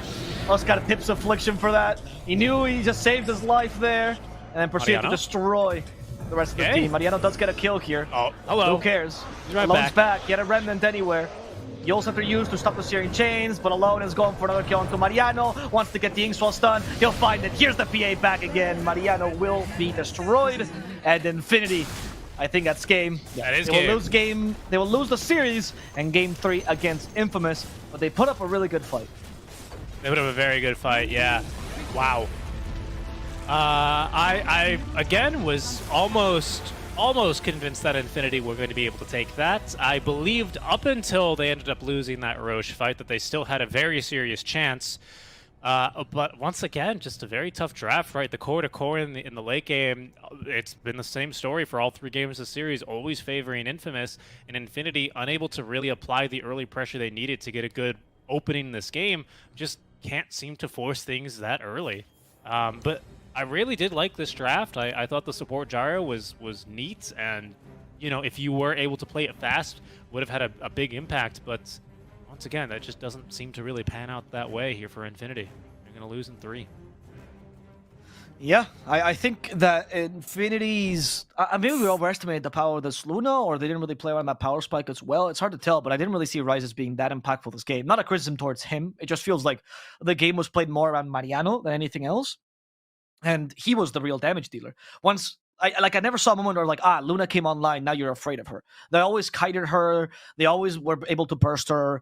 And her itemization was more of a desperate one. Like when you go Silver Edge on Luna, obviously MKB is the better choice, but if you think I cannot deal the damage, you need the Silver Edge. Someone else can.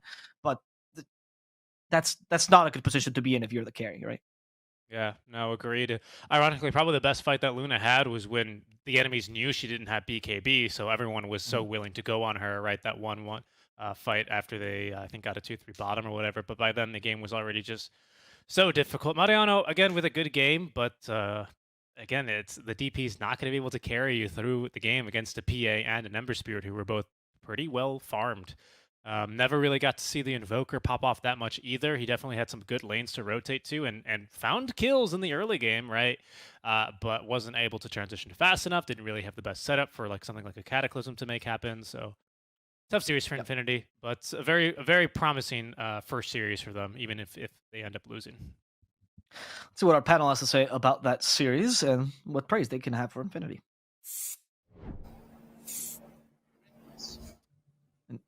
Oh, I realize now my panel changed a little bit. We swapped the Brazilians out. Hello, RDO. Welcome to the panel, man. How's it going? No worries. I got the other guy.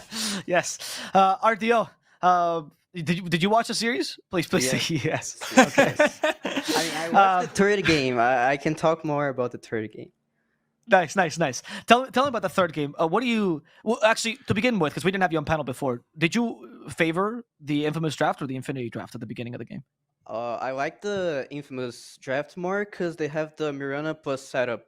It's like the easiest way to play Dota. It's like the boom way to play Dota. They used to pick the Ember and Kunkka plus Mirana. You just stun, arrow, easy kill all over the game.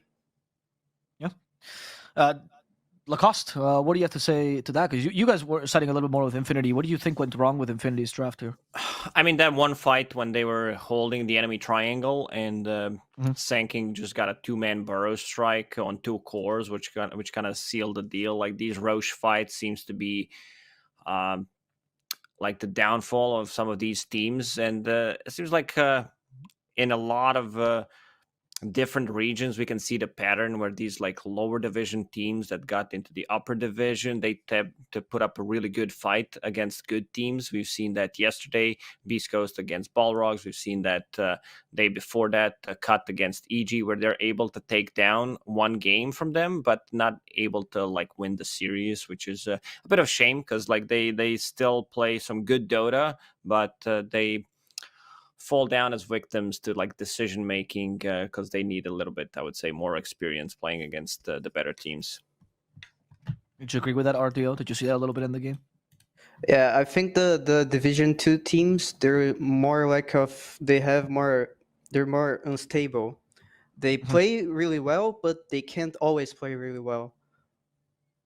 Which Yeah, is that's fair. usually why they lose 2-1 and not a 2-0. Right, because they have the one good game. Do you find that for those teams, when they play like this strong, oppressive strategy, like that's where they synergize best because they just have to go all in? Balrogs did the same thing yesterday. We saw this with Infinity today. I mean, it depends of the team. I feel like when you're the underdog, you don't have that many pressure, so you actually play better. Like the Beast Coast series, like Yeah. they knew they weren't the favorite team, so they just played their best. All right. I think we saw that from Infinity today. We would love to get an interview with Infamous, but unfortunately we have not been answered by their management squad, so we can't really set that up for you guys, but don't worry, we will have one for the next matchup of today, which is going to be starting anytime soon. We're going to see Oscar's ult team now. It's Thunder Awaken. We're going to be playing in the next best of 3 of today. If you guys are interested, please stay tuned as we take a small break and we come back with the next game of the day. Until then.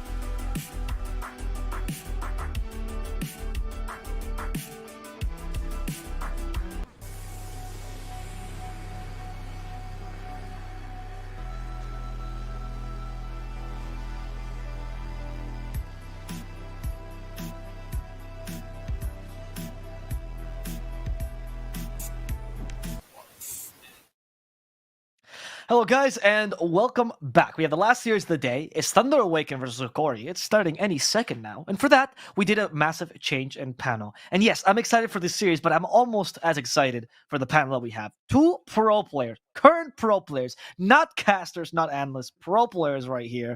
RDO and Duster will be joining us. RDO, I'm going to say hi to you again because this is your first time on our broadcast, formally. Last time you came in kind of as a surprise. How you doing? Thank you for joining us, man. It's really nice to have you here. I'm very excited actually for the upcoming match.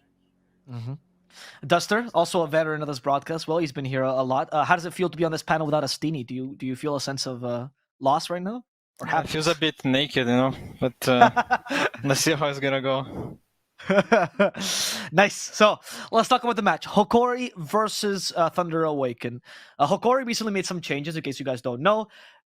I'm not really sure if those changes were the most intentional changes because I know they got screwed over by roster lock a little bit, and that was something that they had to adapt to. But they now have a partially Brazilian team, very similar to what Apple King of Kings was last season. Do you guys have any intimate knowledge about Analog or Licor that joined the team, RDO? Anything you could tell me about them? They're very good players. Great. That's all I can tell at the moment, I suppose. Okay. Do you like him as part of Hokori? Were you happy when they joined him? Of course. I wish them the best. So, in case you guys don't know, Analog has played with Hokori before as well. And the Hokori, the classic shuffle of their mid laner, they swap between Analog and Mr. Jeans over and over again, making sure that neither player could ever build up any sort of self-esteem. And Analog now back with the team. Let's see how he performs. Back when Hokori was kind of not dominating, but they're playing a lot of third-party tournaments, that was with the Analog iteration. So, let's see if that looks good. All right, Duster, do you think that there's a... would you say this is very favorite Thunder Awaken, or do you think that Hokori has a solid chance in this game? It's gonna be interesting to see. I think Hokori has a good chance. Okay. I'm more excited to see them without a Steenie. How it's gonna be draft-wise. Because I know how a Steenie works. I don't know how Gareth's gonna work without Steenie, so... That's the change I'm looking for the most for this season. Okay. So, as a little inside information, I was talking to Hokori, actually, their manager, and they were telling me that the reason why, I mean, they love the Steenie, they actually love working with them, but they were looking now for not a coach but an analyst because they wanted to do their own drafts. So, Gareth kind of took the lead there and says, I want to draft myself. And if you watch Hokori in smaller tournaments, one of the things that stood out about them was that they actually have a good drafting knowledge. Especially when they're like tier 3, you would see Gareth draft, you go, this is like a tier 1 draft. So it's actually very impressive. Tell me about this opener, though. RDO, watched the last game, you were praising it, Mirana Sanking. Why is this so good? It just makes Dota easier, Senkin gonna initiate and Mirana gonna hit a 5-second arrow. Boom. It's very hard to counter it. Only if you get some sort of save, like the Shadow Demon. Dire team ban. Shadow Demon, I know. Yeah? Very Shadow good Demon, I lane. know you're a fan of it, Duster. Can you give me some praise like last time? Yeah, Shadow Demon is a decent first pick. Like, you kind of block a lot of the heroes in the pool, like you don't feel comfortable picking DP into Shadow Demon. So it's a very nice first pick. I did want to ask you, what role do you feel like Shadow Demon fits? Like, I know he's a 5, right? But like, what role does he fit within the 5? Like, is he save? Is he your like initiator or damage? What would you see him as, Duster? You work as a cover, as a 5 at least. You kind of focus your disruption on the save and your shard, of course, giving a lot of priority to shard. Okay. The hero can do a lot of damage also with the Shadow Poison. And if you can get to eggs, if you play position 4, that's very, very good damage in teamfight. It's just a more greedy approach. When Lelis was on this panel, he was actually saying that he didn't like Shadow Demon 5 because he thought he made the lane quite weak, and he preferred it as a 4 because that lane was stronger and also you could scale. Would you agree with that, or do you think 5 has some hidden abilities? Yeah, I agree. 5 has a worse laning phase. It's weaker, but you also, if you play Dire, for example, you are close to 3 camps, you can do triple stacks with him. So it has the benefits of playing a 5. You should focus a bit more on stacking than laning, because the lane is indeed bad. That's a cool approach, actually. How's the combo with the Tiny of this hero? Do you guys like this opening, RDO? I like the opening because Tiny's broken, It's just too strong of a hero. And it's also a flex for Thunder Predator because Dark Mago is a beast on this hero. So it's not only because of the meta, but also because of the play style of the player. Did you get a chance to play carry when you were playing at carry, or was that before you? 10 seconds. No, I never had a good tiny meta when I was a carry player. 5 seconds Unfortunate. remaining. Are you sad about that? Is that something you wanted to try? Just be the most OP hero in the patch? Yeah, speaking tiny, you know, losing 20 minutes, but you get a shard, you get some random crit, 1k crit, and you win the game. Very cool. Yeah, lovely. As you mentioned, that Dark Mago pick, he is a bit of a sick spammer, honestly. He plays like 12 pubs a day, and he'll always play the same hero. So we really should be worried about this. Oh, Corey going up with a silencer. Duster, you were talking about the new drafting. Dire team pick. Not a hero we've seen a lot. How do you value the silencer currently? He breaks these covers. Like you're gonna initiate with Sand King and then Mariana follow up, and you can just global silence, and Shadow Demon can't save the hero. So it's a way to keep the game easy, as RDO said. Like you have a simple initiation, and now you can break the cover, so you don't really mind. Like you're always gonna burst one hero at least with this combination. 5 seconds remaining. We always see silencer a bit of a counter to the enemy team, but I want to know, like, what drafts does silencer fit well into? Like, what does he synergize with? He synergizes a lot with these initiations heroes, of course, but you can also play him as offensive, because the hero just builds end, and it's very nice. Like he scales very well this hero, even as a position 5. So if you can get like a good lane for him, if you can counter the enemy lane, you can also scale well. But mostly you pick to break the enemy cover. Okay. RDO, I know you're not playing that position anymore, but I still want to ask you, when you're looking at these matchups, so Corey, what carry would you like to pick? So not knowing where Tiny's going to go, what are you thinking for them? Terrorblade is actually very good here. It's good against the I'm not even joking, man. It's good against the tiny carry, and it's very good against the DP, because DP is mostly physical damage from ulti, and you build Skadi, you have high armor. You only don't like the Shadow Demon because he disrupts you, and the illusions kind of kill you. That Bloodseeker pick broke you a little bit there. What do you think of this one? I think it's actually fine. Like, they want to deny the DP snowball with the Bloodseeker, I think. You know, get a good silencer plus Bloodseeker lane and just snowball through it. Do you think he's good against Tiny because of the shard and the percentage damage? Feel like he cannot fight against Tiny if he doesn't have a BKB, because Tiny gonna combo him, he's gonna be 100 HP and die. 5 seconds Okay. remaining. But is the timing something you like for this draft? Is Bloodseeker the kind of hero that can take advantage of this draft right now, Duster? Yeah, they have a pretty snowball draft. It feels like Hokora is just gonna run at the enemy all the time with this combination, and I think Bloodseeker fits because he's gonna win the lane with Silencer. Like, most likely he's gonna win the lane, and it's gonna help to do the snowball. If you go for a more greedy core here, you might have the chance of losing your safe lane too hard and not being able to snowball well. The Bloodseeker can fight early on, and he doesn't need much items. I want to know from you, since you're a 5 player, how do you feel when your carry picks up something that's like a strong laner, like a Troll Bloodseeker or whatever? Do you feel relieved because there's less for you to do early? Yeah, it feels really good, man. It feels really, especially when you play something like Silencer, that you're gonna build up some stacks, some intelligence, and you can even change your build. Like if you get a few kills, some gold, and you can go for a more greedy build, like build some threads with some extra intelligence and just do a lot of damage. But it's really nice, like, to play with strong lanes. I love it for sure. I love it because it's so genuine emotion that we can hear Duster smile as he says it, even though he's not on screen. You can hear a smile. It was good to answer.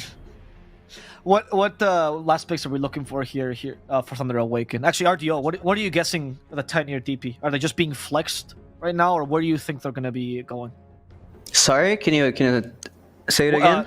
What's the final pick here for Thunder Awaken? What are they missing? What do you think the Tiny and DP's roles are going to be here? I think that the Tiny will be carry because he'll have a strong lane, And DP is gonna probably be offlane with Tusk. Actually, they can pick some strong hero like Vino or Viper. I'm not sure if it's banned. They So aren't. they destroy the Bloodseeker. Okay. That's a good idea. Then what? DP mid? Tiny carry? 10 seconds remaining. Mhm. 5 seconds remaining. Does Dark Mago play DP mid? I suppose he does. Dark Mago, you can't suppose, my guy. He was the 3 hero pool for 2 years, man. I genuinely don't know. I don't remember him playing this hero. I mean, you're right though. I can't imagine it being too difficult. If it was what you initially imagined, though, RDO, what mid laner would you like here for Dark Mago out of his pool? I like the tiny Dark Mago, and I also like. Okay. No, they banned the Kunkka. Yeah, they banned the Kunkka. Yes, exactly. Like, what else does he have? Rider, but the Batrider is Yep. denied by the Bloodseeker. Mm-hmm. So now they're thinking about it. So if you put Dark Mago, say, on the Tiny and DP offlane, then carries here that could go well against Bloodseeker? As okay, it's gonna be Gyro. Sure, nice, I got it. You're genius, RDO. Huh? On point prediction. One of Pakaz's favorite heroes as well, so a lot of comfort picks here. And now I'm gonna ask you for a real question. Hokori, we know what they need last. It's a mid laner. How do they counter this Dark Mago Tiny, Duster? 10 seconds remaining. Oof, that's well, not much time to ask, too hard to answer actually. Yeah, sorry. But I thought that very, would take longer. very unexpected pick. I wouldn't say Zeus, that's for sure. What are the strengths here of the Zeus? Honestly, I don't know. It's been so long since we saw this hero. But he can protect his mid lane a lot, that's for sure. And he pokes Tiny. RDO, what can you see here for the Zeus? What do you think the pick? I think they need more they were lacking damage on the Hokari side, so they picked the solid mid that won't die for Tiny because it has his new third spell and provides a lot of damage with the Bloodseeker. He doesn't die to Tusk also. So it's actually very safe pick and unexpected. Yeah. All right, Duster. Then I'm going to ask you first. What is your prediction for this game? I think I'm gonna go for Thunder Predator. They are just playing their comfort picks, and we all know how strong as a team they are. And given them their favorite heroes is very dangerous, so I'm gonna go for them. RDO? I'll also go with Thunder Predator because Hokari's draft is kind of harder to play. They have the Bloodseeker against Shadow Demon, and Shadow Demon kind of denies the Bloodseeker with ulti. He loses his first spell, he loses his move speed, and it's kind of hard to play. Okay. The pro players have spoken, but there are 10 pro players right now duking it out to see who actually wins this match. Who is it going to be? We're going to have to see as we go over to Seek and Strike and me. Thank you, Richie. I appreciate that chuckle.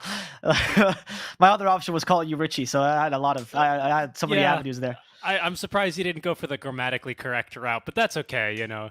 As you like to say, English is your third language, right? So exactly. And as I learn more, it goes down the totem pole, by the way. That's how it works with No English. matter what. That's the crazy part. You know, I tell you I'm a fluent speaker and my English be all broke. I mean, how do it be like that? Who knows? Let's get into the game, shall we? Because they're already putting down some interesting wards. And I think we, in fact, have some action a-brewing here. Oh, maybe not, actually. As Hokori, they are going to back out from this one. They're not confident. They don't have the vision uphill. And they are going to be looking to avoid a lopsided fight. I didn't get to praise Hokori a lot in the gaming phase, but I am so happy that Gardic is drafting on this team. So happy, man. No dish to Astini. I think Astini's a great coach. Okay. Well, okay, a little bit of dish. I think Astini is actually correct. Don't worry. No, but I think genuinely there's something that doesn't get talked about, I think, enough in cast or in high-level Dota in general, which is draft theory. People assume that drafts are like subjective to a degree, like, oh, I think this draft is better, and they always think about the heroes. But there are some aspects of the draft that are as objective as last hitting, right? Wait, am I gonna be a fight here, Vitali? Vitali, why show? Right. And I think when you look at those aspects and you listen to certain casters, but I think ex-pro players do a lot. Listen to Seb, listen to Winter, and they touch on these aspects a lot, these draft theory things. And that's when they go and say, I don't like this, I like this. Like when Winter says I don't like it, he doesn't mean I don't like it because in my opinion this is a bad hero. He's saying I don't like it because the pick was not on the right spot, or I don't like it because this is a bad proposition for the draft, etc., etc. And when I watched Gareth draft for like it was a Hokori, but the Hokori was not a good team back then. He was playing like $1,000 tournaments, you know, like these kind of weekend cups and stuff like that. And his drafting was impeccable. This guy does not get the credit he deserves at all. Like he has such a high understanding of draft theory, and that is one of the things that I absolutely love about Hokori. And that they kind of lost when Astini joined the team. So I'm really, really happy that they're back to this incredible captain, who I think has incredible potential in the region. Well, we'll see if he's kept his skills up to par, right? I think it can be easy for you to kind of lose your touch if you're not actively practicing. But I think this draft is certainly interesting, right? Like Duster was saying, I think to me this Zeus pick is still a little bit unproven. He's definitely been a menace in turbo games, so I can tell you for sure his lane, if he can snowball from there, is pretty crazy. But I do like his new spell now, the Heavenly Jump, moving from the Shard over to the base ability. Makes him, I think, a lot more viable in most games. The only times I ever saw Zeus get discussed with his previous skill set, with with Static Field being the passive, was basically in these percentage-based damage lineups, right? And even then, there were way too many downsides for him to even be viable. Now that he not only has his little Mario run, but also a Mario jump, I think we can actually start to see him a little bit more.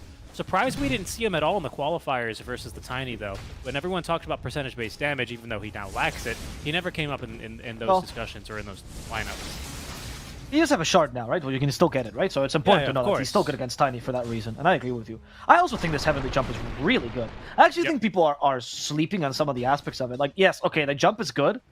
It's actually harder to execute than you think, by the way, because all of a sudden, like, you're very used to this idea that you get stunned, for example, right? And then immediately you press your escape. If you're blink or whatever, you like just smashing that key, right? With Zeus, you gotta be a little bit careful because if you press that key before you start moving, you'll jump in place, right? So it takes a little bit of practice to be able to do that. I know it seems like a stupid thing, but it genuinely is a mistake I've seen a couple of people do. It's a Mario jump. You have to be moving. Exactly. Momentum. Yeah, it's true. It is actually literally just how Mario works. I wasn't joking. It's Mario jump. Yeah. And what I think people sleep on in this ability is the fact that it gives you a cast time increase of 50%. That is absolutely huge. Try stunning Zeus when he's running away. He does this on you. Your stun takes 6 years to come out. Sorry, Arctic died in the top lane. Yep, down he goes. No tag team there, just trapping him with the shards and throwing some spirits on him. Matthew will get the kill. You know what? It's a really funny matchup. Watch Zeus play against a Jakiro trying to Ice Path his Zeus. It is the hardest thing to ever do. You jump, and Jakiro's Ice Path, all of a sudden you're like, this is it's the Ice Age movement, right? It goes from the Global Warming to absolutely the slowest movement of the plagues ever. And that's all because of the Heavenly Jump. Very underrated skill, in my opinion. Pretty good. We'll see here how well it does versus the Dark Mago Tiny. You guys were discussing in the draft, does Dark Mago play the DP? And I think RDO was like, everyone plays DP. Not really Dark Mago. He's kind of the exception on this mid laner. He has been working on his hero pool, right? I think I saw a couple of bans directed at him, especially that Mars. That was something that Thunder Awaken certainly used last DPC season in Tour 1. To great success, he was able to pull that mid lane, and if it wasn't that good of a Mars mid game, they would throw it onto Oscar, and Oscar was happy to have it because it meant that they picked his hero first phase, you know. So, yeah, but not really a DP player. But I think he's more than happy to be playing in a Tiny patch for sure. Yes. I also found it funny that RDO did that. Like, of course he plays DP because he's a normal person, right? No.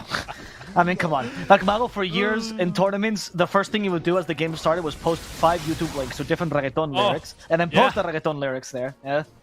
He stopped doing that, which is crazy, honestly. He has stopped, but I wonder. I have to imagine there was a reason why. I imagine Valve was like, I'll probably give him a warning. Please stop posting the reggaeton lyrics. You know, Bruno was like, I'm telling you, reggaeton no sirve. Yeah, I'm not a big fan. Actually, Bruno does not like reggaeton at all. So, mid lane. A genuine story. Gank. He is, and he might die as a result. They have a Thunderbolt, but no more mana for the Arc Lightning. Theo Lacoste has to dive this, but still a Tiny. sliver of HP means like 300 HP, so he's gonna be fine here. And Mago even finds a counter kill potential on Teolicor. Not enough. Teolicor denies the rune. It's okay. Yeah, luckily Dark Mago at least out of the thirst threshold, so they're not going to be able to harass him too easily now that he's outside of the ward. So that's going to go decently for him.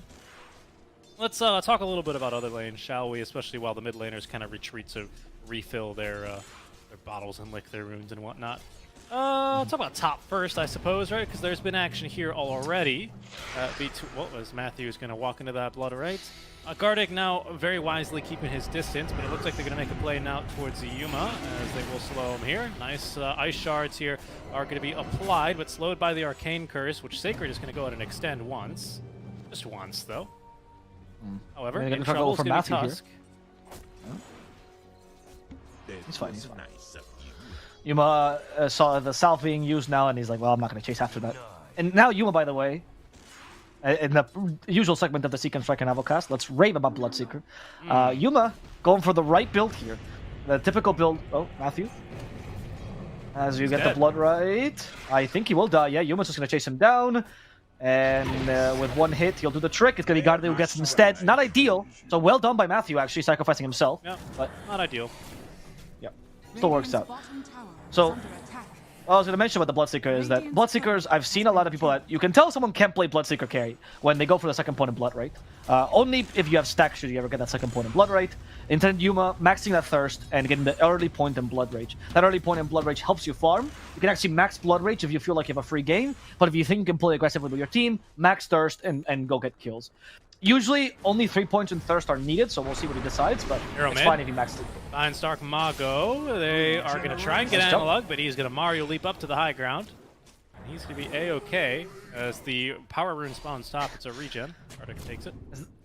Is that what we're calling it now? We're not going to call it Heavenly Jump anymore. Man, they gave Zeus a Mario taunt, so, you know. Yes. I think it's no accident that they Heavenly Grace. I mean, come on. Heavenly Jump. Yes. What is this? Don't you think it's a little bit crazy that we had to change all our names? Like, we couldn't have Skeleton King because that was owned by Blizzard, but we can blatantly copy Mario in our game. That's fine. There's no copyright issues. You can't. Yeah, fair enough. Yeah, fair enough. Right? Oh, no. It can't be Windrunner. She's Wind Ranger. Don't worry, because Windrunner is an exclusive thing that only Blizzard could ever come up with. He's not Urge. He's Undying. Hey, oh, Lord, yes, true. Underlord. So under what? Lords are not under anything. That makes no sense. Underwear. No, you made me say it. Anyway, you were talking about the Bloodseeker. What do you think about his new axe to just kind of steer that direction? Trash. Steer the conversation? Okay. Saw it get picked up in an NA game. Didn't win. Yeah, that's NA for you. I think it's trash. I really think it's absolute trash. I tried it out in one game. It's so bad, man. Like, the problem is, I don't think it deals enough damage. I think there's a build that you can try with it, and there can be some idea, but it needs to be tuned out. And the fact that you cannot turn it off for 4 seconds, it's just really bad. If you could do, like, 2, I think if it was 2 seconds, it actually would be a viable axe with, like, a certain specific build. But 4 is too much. It's too much. And Bloodseeker plays on the edge of his life constantly. You literally kill yourself half the time. Ali is going to eat the first call down of the game. Panda as well stacking up the Shadow Poisons. Will pick up the kill, and even with a couple on himself right now is the Potom. That's an easy kill for Panda. Secures the third just in case. It's going to be a double kill in the bot lane here for Thunder Awaken. Yeah. Nice job. That bottom lane, they're actually doing a much better job than I was expecting. Sanking Run is a strong lane, but Gyrocopter just completely crushed this. One of the few advantages of picking Gyro these days is that his laning is still very good, right? He's like a Luna, but worse in the mid game. Yep. And he's not quite as lane and early game focused as someone like a Troll, right? He doesn't come with those downsides either. Yes, but he has more kill potential than Troll, which is a big deal. So that's I think what they use him for. Like, you do have, like, Shadow Demon is a weak laner, but if you know how to play the Gyrocopter, you can honestly cover for Shadow Demon completely. And Pakat is going for a Crystallis first. I have seen the early Crystallis and Gyrocopters, but first item is he likes this build though. I remember seeing this during the finals. He does like this build. So what finals? During the regional finals. Oh, the regional finals. Yes. Okay, right. Yes, sorry. Yes. I was like, they didn't make it to the finals, but then I thought, yes, the whole thing is called they did the not regional make it finals. well, they did make it to the finals, but not the finals of the finals. It's very confusing, I know. Yes, Sacred. And they ruptured him, but they realized they can't really go for him until Teolicor joins. Sacred can't walk. but he's fine. He's just holding his own with Exorcism. Snowball allows him to move. Gillico has a leap. There's a Thunder God's Wrath, and now they're going to chase after Sacred. Yuma, he is going to get that kill, and thanks to the thirst, he'll heal back up. And look at this build, Richie! 3 points in Thirst, 2 points in Blood Rage, the ultimate efficiency for a Bloodseeker, the actual Bloodseeker player, Yuma. Oh, I love him so much. So happy I don't get to flame him. Careful there, Avo. If you keep praising him, you might start blood misting over there. You be careful, okay? Okay. 4 seconds. 4 seconds duration, okay? That's a lot. A lot. That's true. It's longer than my blood misting. Dark Mago's got Blink. It begins. It's the Dark Mago show now. Oh, no.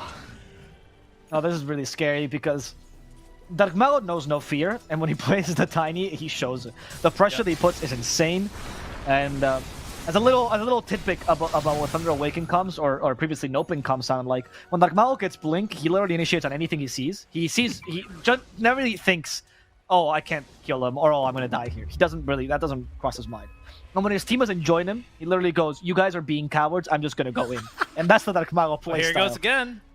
Yeah, see? And Matthew's like, you better not be a coward right now. And Matthew's like, maybe they have wards or stuff. Stealing a stack, though. He is. Slowly but surely, we'll get this. And, in fact, they're going to get the neutrals after this. This is really good. What I wanted to say was, usually Dark Mago, he loves running up these stairs blind, these dire stairs that he's on right now.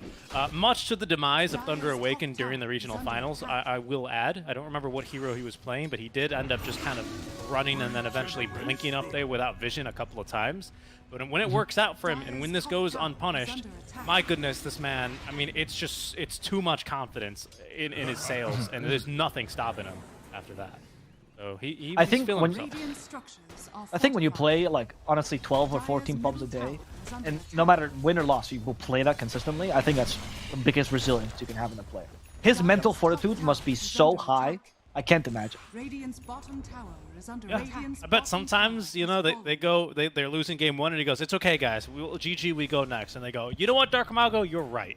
He wins game 2 and he says, that's what I told you guys, GG, go next, right? Then they lose game 3 and he goes, GG, go next. And they go, what are you talking about, Dark Mago? That was it. And he goes, I don't care, man, I'm just here to kill supports. Down goes the core a second time. The reason why Dark Mago is never in interviews is because every time we ask him, he's like already searching for a new pub. Yep. So it's really difficult to get him. His Q pop's just way too fast. It's true. He actually does the RTC trick of abandoning with console as the game ends, and then he immediately goes into the new pub. Yeah, he's using it. He's got a bind set up for it. What do you think? Yeah. Well, that's why after game 3 ends, he's the first to leave the games because he's already hitting play Dota. We really hyped him up, so he better perform well now. As Gareth is going for him, last word gives vision about Mago, so they know that this is kind of a safe play. And it's something we didn't touch upon the Hokori draft, by the way, but I do want to mention now. Even though it doesn't seem like it, they actually have a really good vision game. Between Bloodright, the Zeus in general, and the Silencer Last Word, which gives you the opposing hero's vision, you actually have a fair good vision for these team fights. Great. Which Thunder Predator lacks. The problem is that I think they really struggle to make use of it, and not because their draft is bad by any means, but more so because of the type of draft Thunder Awaken has. They're incredibly tanky, and they have very powerful counter initiation with the Shadow Demon Disruption and the Tusk Snowball. As I believe RDO, or I can't remember, RDO or Duster was making the point that the Global Silence does allow you to cancel this. We'll see if they use it now. They don't need to. They don't need to.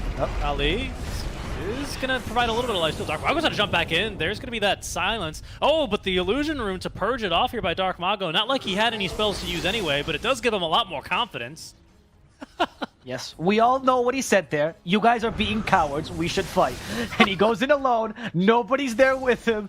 Panda's like, oh my god, I have to go save my mid laner again with Disruption just in case. But that was the problem, right? Is we see how much it took to just get a kill onto DP.